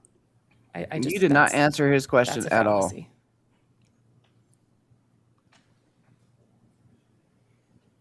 Senator Dever. Thank you, Mr. Chairman. It seems to me, Dr. Hankey, that the most attractive thing to kratom for people is that it's affordable and accessible. So I'm curious, and I think there are some positive benefits and there are negatives as well, but are there other products that would be as effective for the same purposes? No. Thank you, Senator Dever, for that question. Are you talking about like a pharmacologic, like go to your doctor, get a prescription for a substance that... Who's getting a prescription these days? Or I think that would be a fair approach. Sure. I mean, what I'm seeing with my patients, they're seeking the opioid benefits, right? They're seeking the pain control, they're seeking the anxiolytic, but they also get a little bit of a stimulant bump from it. So when they're coming off of it, we're utilizing buprenorphine and methadone so that they can not have the cravings and withdrawal and go back to work and function. As far as what could they have used ahead of time, right? So to avoid using the kratom at all, is there something? I mean, that really depends on what their chronic pain is, and they need to work with their medical provider to see if there is a prescription medication or if it is physical therapy or what alternatives we could utilize. As far You think we everyone ain't has a went all unique those routes? Physiology. I don't think there is no clear cut, this is a replacement for kratom that we have. But I do think there are better ways to manage pain than going to your gas station. And I think it requires a relationship with your medical provider and your treatment team.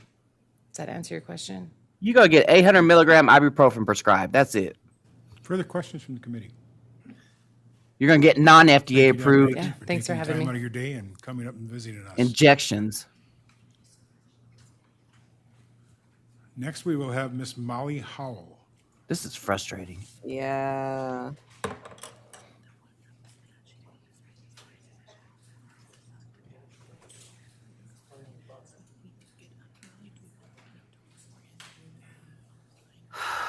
Fuck you, 7OH. That's all I got to say. Absolutely.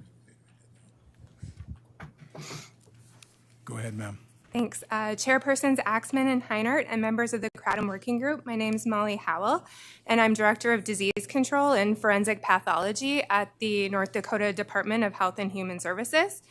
I appear before you today to provide information regarding deaths associated with metragenine and related compounds in North Dakota. I will also provide data on metragenine and 7-hydroxymetragenine, also known as 7-OH, related healthcare visits. Since 2019, the department's violent death reporting program has reviewed all overdoses in the state. Between 2019 and June of 2026, the department received death certificate reports of 24 deaths in which metragenine, 7-OH, or pseudo, which is also known as metragenine pseudoindoxyl, were identified as either the primary cause of death or a contributing factor. In 23 of these cases, these substances were identified as the primary cause of death. In other words, the medical examiner or the coroner determined that the substance or condition directly caused the death.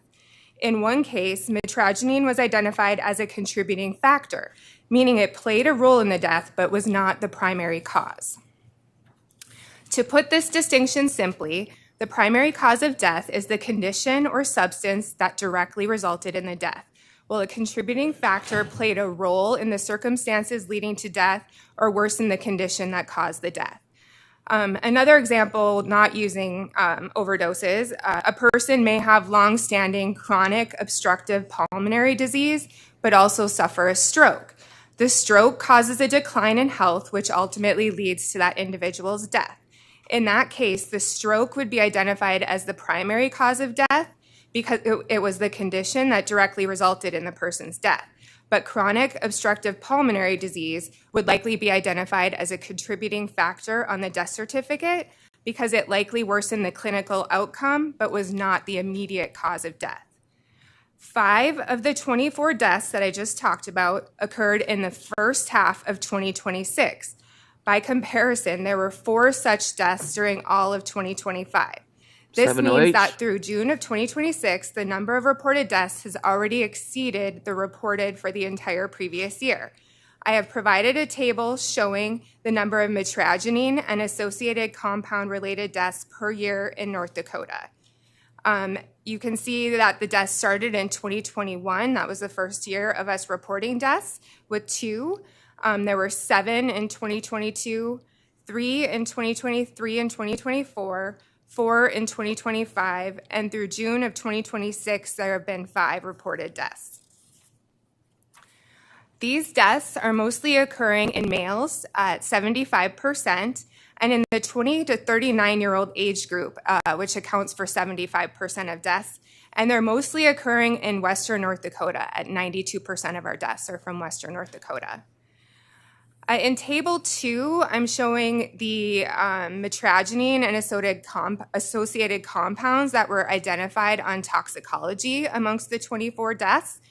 And so we use the term kratom on the table, but really it was mitragynine that was found in toxicology.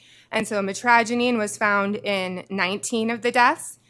An additional death had mitragynine, but it's pending further testing, so there's likely something else there, maybe pseudo or 7-OH. We're waiting on testing on that one. We had one that was confirmed kratom and 7-OH. One is presumed 7-OH, and that is because 7-OH was found at the scene, but unfortunately toxicology for that person was not available or unable to be done. One was kratom or mitragynine, 7-OH, and pseudo. And then another one was 7-OH and pseudo. Knew it. Most overdose deaths reported in North Dakota involve multiple substances identified as either a primary cause or a contributing factor. Of the 23 deaths where mitragynine or its associated compounds was a primary cause, only 4, or 17.4%, involved mitragynine or an associated compound without any other drugs present. 2 of the 4 were confirmed as just mitragynine. 1 was mitragynine, 7-OH, and pseudo, and 1 was 7-OH. The presence of other substances does not mean that mitragynine was unrelated to the death. Toxicology identifies which substances were present, but it does not by itself determine which substance caused or contributed to the death.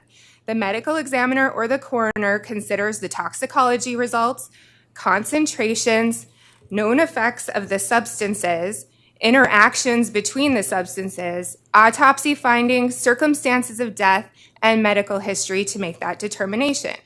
Therefore, when mitragynine or an associated compound is identified as a primary cause of death or contributing factor, that determination reflects more than simply detecting the substance. It reflects the medical examiner's or coroner's determination that that substance played a role in the death. In addition to these 24 deaths, there were 26 other non-natural deaths where mitragynine or associated compounds were identified on toxicology but not listed as a primary cause or contributing factor. This also shows that the medical examiner and coroner doesn't just look at toxicology and put mitragynine on the primary cause of death. If it was in toxicology, they determine whether it was a cause of death.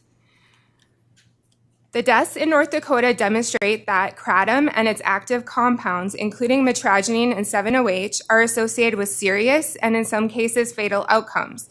These deaths underscore the need for comprehensive action to reduce the potential harms associated with these products. A policy that addresses only 7-OH would leave other kratom products and mitragynine-containing products available. If the goal is to reduce kratom-related harms and deaths in North Dakota, addressing only one compound would not address the broader range of kratom products and compounds that are implicated in other deaths. I'm now going to talk about syndromic surveillance of kratom and 7-OH-related healthcare visits. So I'll touch a little bit on what syndromic surveillance is, as many people don't even know that that's something that we do in North Dakota. But syndromic surveillance is a public health system that collects and analyzes information from patient visits to ERs and some walk-in clinics.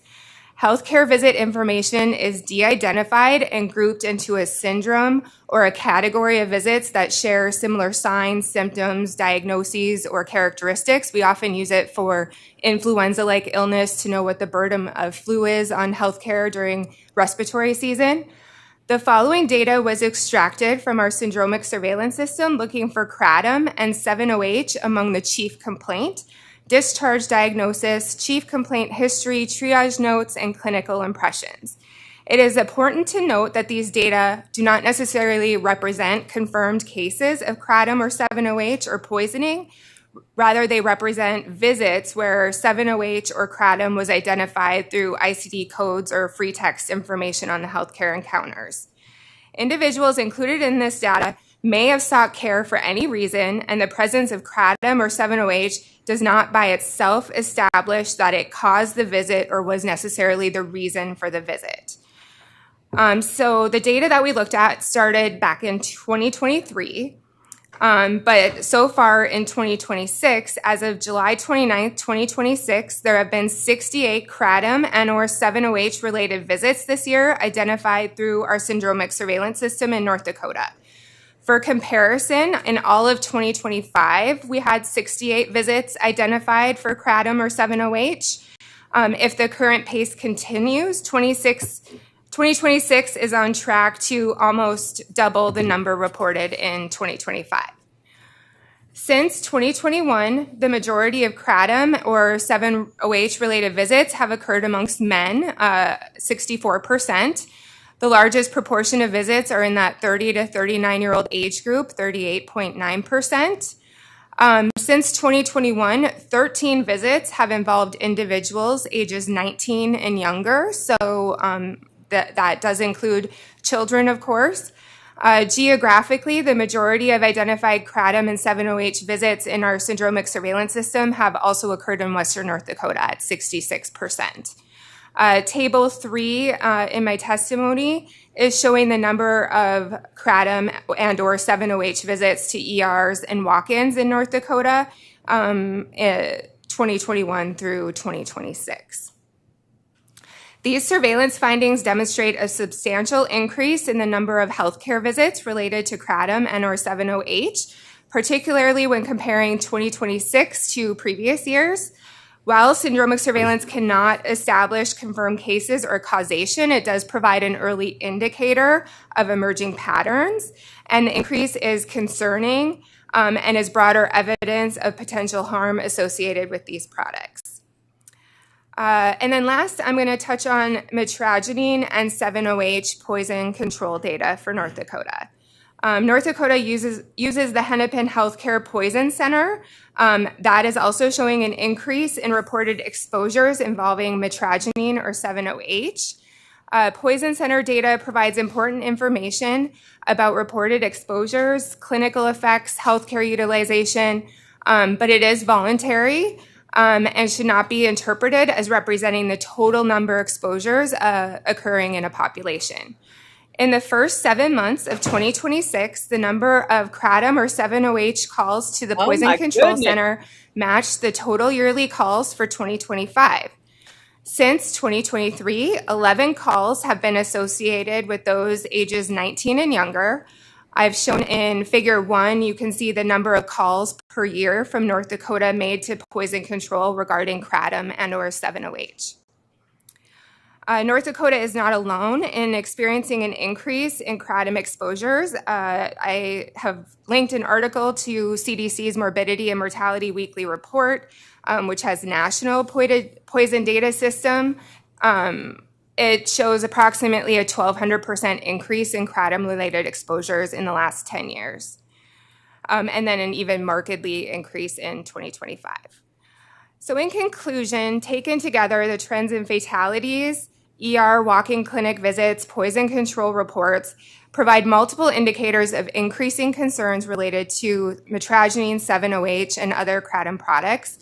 From a public health perspective, the department is concerned about the widespread availability of these products, including their availability in settings as discussed by many people, gas stations, smoke shops, and potential for continued exposure and harm should they be made available again.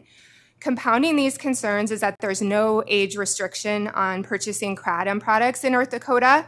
This lack of age restrictions allows minors unrestricted access to potent substances that carry demonstrated risks of toxicity, healthcare visits, and fatal outcomes. Unlike many substances with established safety and quality standards, these products are not currently subject to a comprehensive federal regulatory framework that establish requirements for safety or effectiveness or labeling.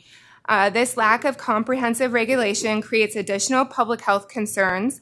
Consumers, as many have talked about, have limited information about the amount and concentration of metragine and 7-OH in products, and they're marketed under different names and vary in their contents and potency. For these reasons, the department supports comprehensive action to address kratom, its associated compounds, including metragine and 7-OH, rather than addressing 7-OH alone. I just wanted to say thank you to the department's health statistics and performance section, specifically Cody Pinks and Dr. Tracy Miller, who are here today for compiling this data, and to the Office of the Medical Examiner for its important contributions. And I'm happy to answer any questions. Questions from the committee? Ma'am, I'd like to go back to the autopsy talk that you had earlier in your presentation. Earlier this morning, we heard from one of the doctors of one of the national kratom situation. Dr. Jack Hanningfield. He was talking about he didn't feel that the autopsy reports were totally accurate, and I'm paraphrasing. Well, he's because right. the doctors that were doing the autopsies were not 100% up to date on what they were looking for when they were looking for kratom, so they just wrote it off as a kratom death. Your testimony here kind of contradicts that from North Dakota autopsies. Can we talk about that a little bit? I mean, is there a better breakdown that we're missing, or is this really a good breakdown? Chairman Heiner, members of the committee, I did discuss that with the medical examiner this morning, and also a team of us went through all of these reports. And as I stated, there were 26 toxicology results that included metragine, where that was not put on the autopsy report, meaning the coroner or the medical examiner specifically didn't feel that it interacted with whatever caused the death, or that the level or the amount warranted it being put on there. But the toxicology results for the metragine deaths that we've seen are extremely high, even the ones that are not just 7-OH, but just we have some that are just metragine, and they are high. When you say high, can you give us a better figure than high? Because high to me and high to somebody else may be totally different. I can. We had a range that we were looking at, like 3,000 nanograms per milliliter is what I can get the exact amount. I don't know, Cody, did you have? 31? She's looking. 3,100?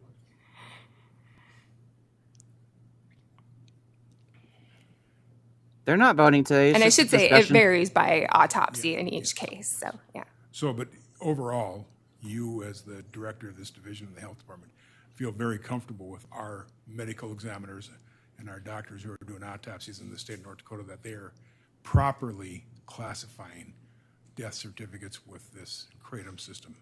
Might need to FOIA those. Chairman Heiner, members of the committee, yes. This isn't just one medical examiner. This is multiple different medical examiners and different coroners from around the state that are classifying these. And yes, I am comfortable with that. Meister, any other questions? Senator Dever. Thank you, Mr. Chairman. Molly, so it sounds like kratom has been around for a while in North Dakota, several years, has been really become a problem in the last few years, but right now it is increasing at a fairly quick rate. Does that sound right? Chairman Heiner, Senator Dever, I can't speak to necessarily usage of kratom in North Dakota. We don't have that denominator data to say what is the rate of adverse events or deaths per, the population that uses kratom. But clearly, healthcare visits through our syndromic surveillance data, calls to poison control, and our fatalities have increased. That's the data that I can show that there is increasing concerns with kratom or associated compounds. So is the information tracked less because it's a legal substance? Chairman Heiner, Senator Dever, I think, and I would be interested to know if somebody can quantify how much kratom or mitragynine, if there's sales data or something, I'm sure because it's not regulated, that would be a very, very difficult number to get to. Also, a lot of FDA drugs that are regulated, you have safety surveillance systems where you're supposed to report adverse events to those safety surveillance systems, and that data is all tracked. So none of that would be tracked since kratom isn't an FDA regulated product.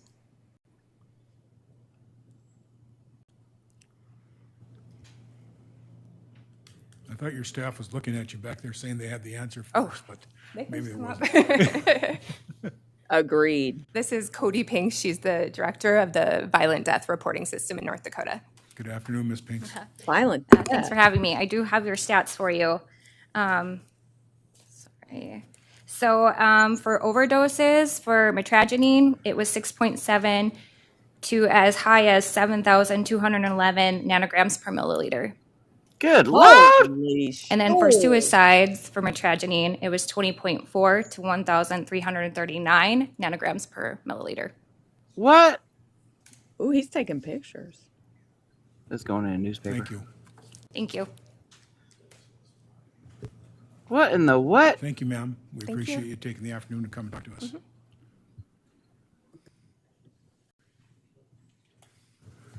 Okay, committee, that concludes our presentations for this afternoon. Oh, thank God. We have time for working group discussion if we wish to do so. Anybody have any comments?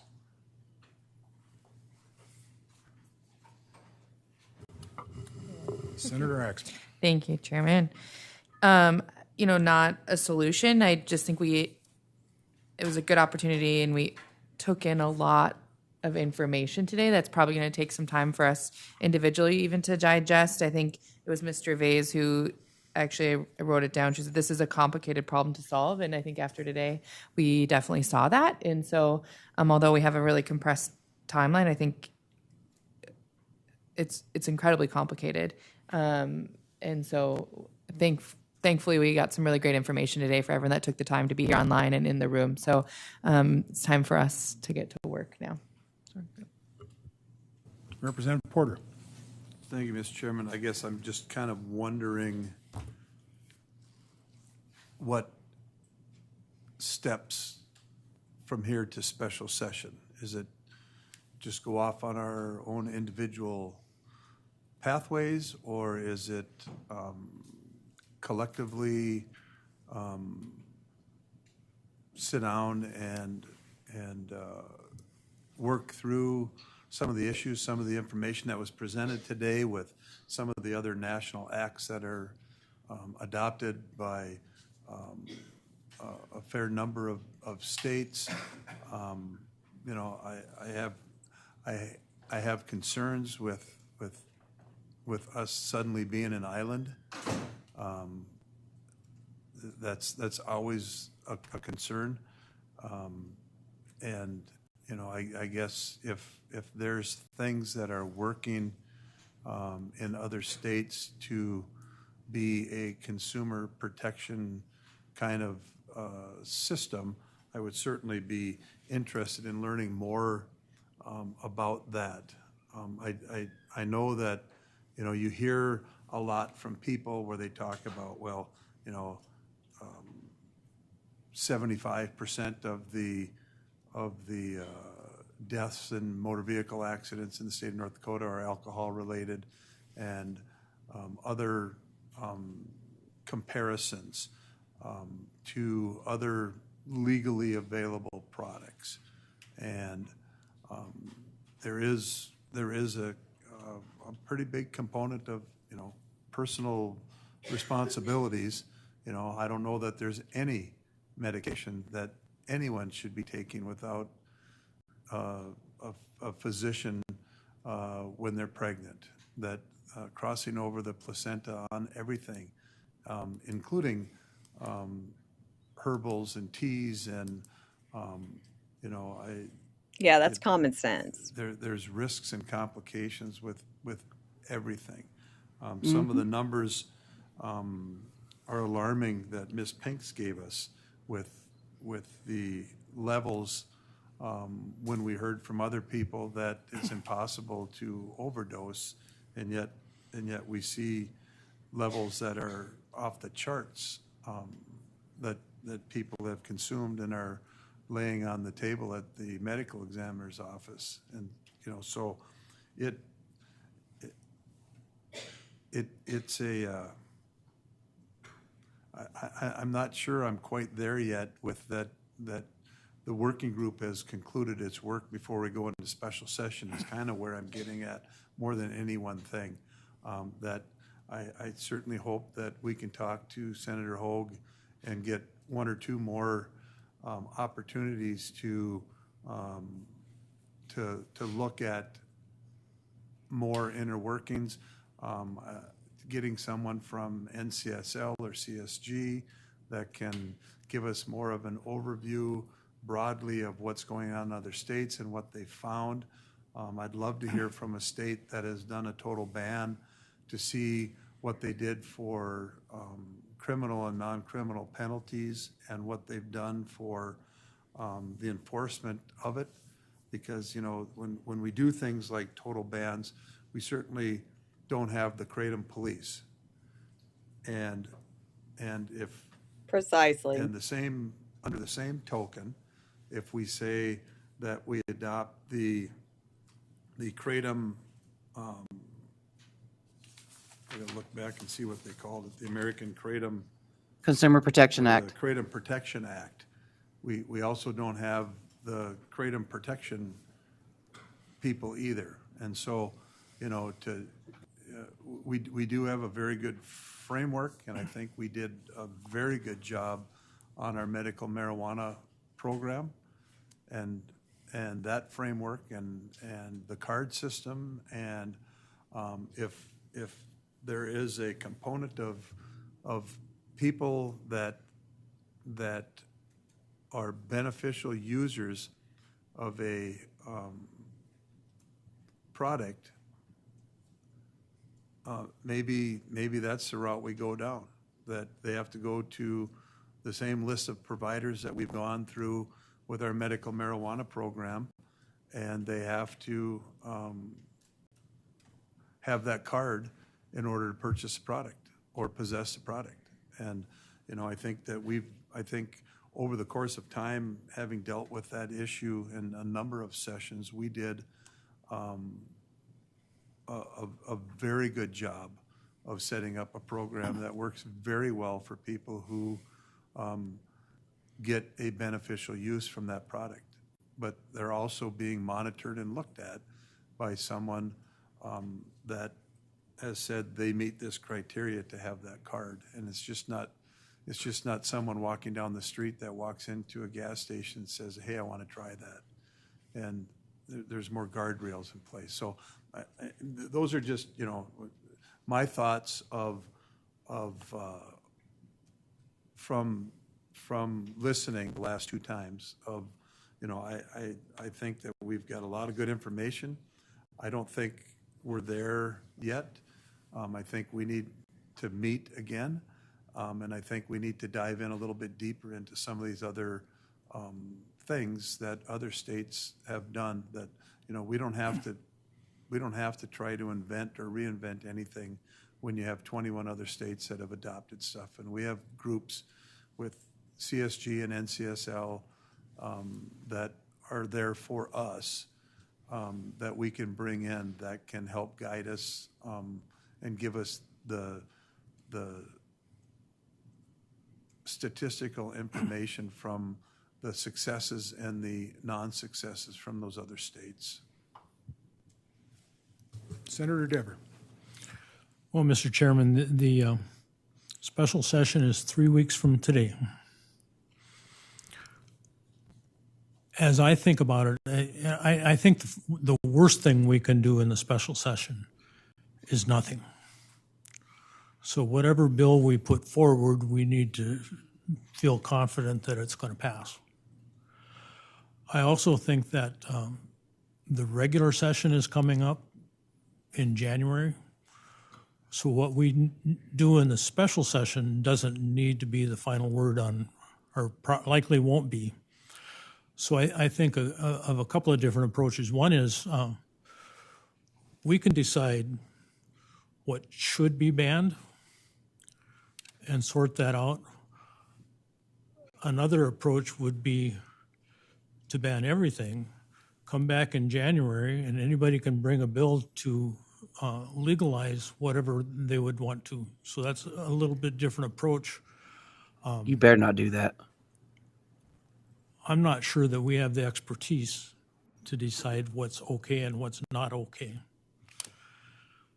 And probably the most important part of that is if adults are going to be deciding for themselves whether they should use kratom or not, we need to have truth in advertising, and we need to have, they need to understand what the risks are. So prior to the governor's executive order,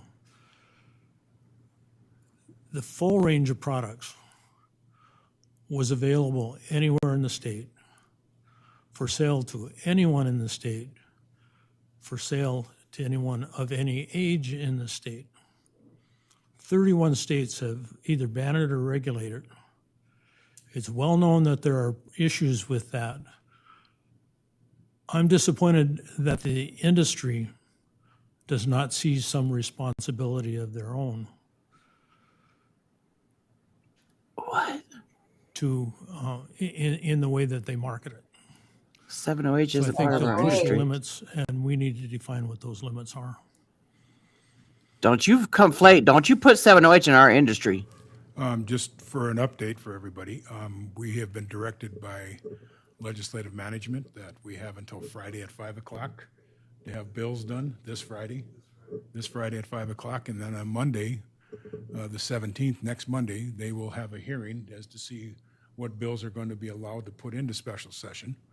Wow. So when it comes to talk about whether we do this as a group or individually, I think individually is the best way to go with that background as to any members of the committee or anybody else who wants to bring in a kratom bill. As to next session, there is no doubt in my mind we're going to have kratom bills on the agenda. We found out that our last general session that ended in April of this year to today, we have all kinds of new data. Things have changed. The 708. information they received last winter is no longer 100% accurate. Things have changed. Stats have changed. Numbers have changed. People have died. So I'm sure by the time we get to next session, January and February, we start hearing about this, these numbers are going to be different again that we heard today. Yep. And probably scarier as to the way it sounds, as to thoughts of what our medical services out in Kildare has said about going from natural, what I call natural, to the synthetic, because they need to get the high. That's a true opioid. That's now a true opioid. I mean, that's in my mind, that's what that is. So I think no matter what we do here, we need to pass a ban on synthetics. There's no question in my mind. I think we need to pass a ban on everything, just leave it as it is until next session. That would be my preference, but I don't know if that will happen. Man, I don't know if we have the votes for that. So at a bare minimum, I would like to say we pass a ban on synthetics and keep that as it is, and we put a 21-year-old and all kinds of guardrails on the what's called natural, which we find out isn't really all natural all the time. Yeah, it And is. set some parameters on that as a minimum, and then next session we'll have much more time to deal with this. I know Senator Axman and I have met with Legislative Council. They have done a tremendous amount of background work in dealing with other states and looking at other states and what they've done, and are working on some bills that we have asked to be worked on between the two of us. I guess I'm just hopeful that we get the ban on synthetics for sure, and that we get something put together for natural, some kind of system where we're not letting our kids walk into a convenience store and buy it across the counter. Or in one of the convenience stores I attend quite often, go into the cooler and pull out 3 cans, but they're on sale this week, 3 for $4, so you get 4 cans of it. And they walk out the door 12, 13, 14 years old and jump on their bikes and ride down to the river, and I don't know if they're coming back. It scares me. So, Mr. Chairman, for legislative management's purpose, do we have to have a bill, or do we have to have the idea of a bill with a narrative on what would be included? I believe that we have been given a little bit of leeway on that because we've met with Legislative Council. But I believe the bills were supposed to be done by Monday of this week. I will turn that over to Ms. Victoria. Mr. Chairman, Senator Dever, the deadline for submission of a proposal for a bill to Legislative Council was Monday at noon. So you would have had to have submitted an idea or some sort of, framework prior to then to Before the have something working considered by group. legislative management on Monday. Those bills will be out to members of the Assembly by noon on Friday. Oh my For So I would God. think this being a special committee in a short time would have some special leeway. Senator, we did meet that deadline, however. We had Oh, we did. We had proposals submitted. Oh. Are you going to share with us what we approved? Well, Senator Dever, to make sure, we had more than, and so varied from nothing to, the full ban on both, so that we could ensure we had proposals submitted early enough to meet the deadline, and options so that once we gained knowledge from testimony today, to then try to decide which the right ones to move forward with are. So. And then just to further my understanding, the first day of the special session, we're going to have hearings on the bill. Then there will be opportunity for amendments to the bill. So if we decide to take a little different track, we can do that. Mr. Co-Chairman, if I may add, yes, if there is any amendments that you're looking at once we see kind of the lay of the land on Monday following legislative management and what's approved by them, we can then work on preparing amendments of any sort to those bills that are chosen. So all of the bills will be publicized following legislative management. Mr. Chairman, Senator Dever, the bills will be publicized prior to, so you'll have all of the bills available to you on the legislative, the agenda for legislative management, and then following the meeting, we'll know which ones will be moving forward. So yes, they will be available. So that setup that legislative management is using for this special session is the same as last special session. They are going to meet and decide which bills will be allowed to be brought on into committees. And then there will be an actual committee hearing on those bills during And special approve session. the 2 bills that they're going to allow. That's legislative management. I'm not part of that.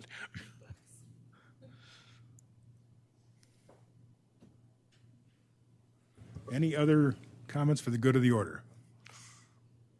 Well, I would just say, and I don't think we need to have a formal meeting, but I think the members of the working group should have a feel for what our strategy is going to be going into the special session. Without a formal meeting, we have no right to discuss that amongst more than two of us at a time, We're because not a then we're majority of beyond. the then we're- legislative body. We are considered a formal working group. Senator Hogan has appointed us as a formal working group, so we have to abide by open records laws and open Okay. meetings laws. I'll look forward to that meeting notice.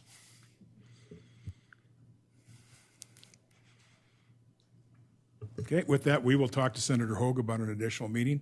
I don't think we can get that in until after the deadline, so, and that might be okay, because then we might know what's coming, and we can talk about what we like, what we don't like No, about we'll each of just- the individual bills that makes it, and then we can I move think- forward from there, so. I think that would be the smart thing, is to get back together prior to when the bill drafts have been approved by management, to then further look and work at that. We will have legislative counsel contact Senator Hogan, have that approved for us.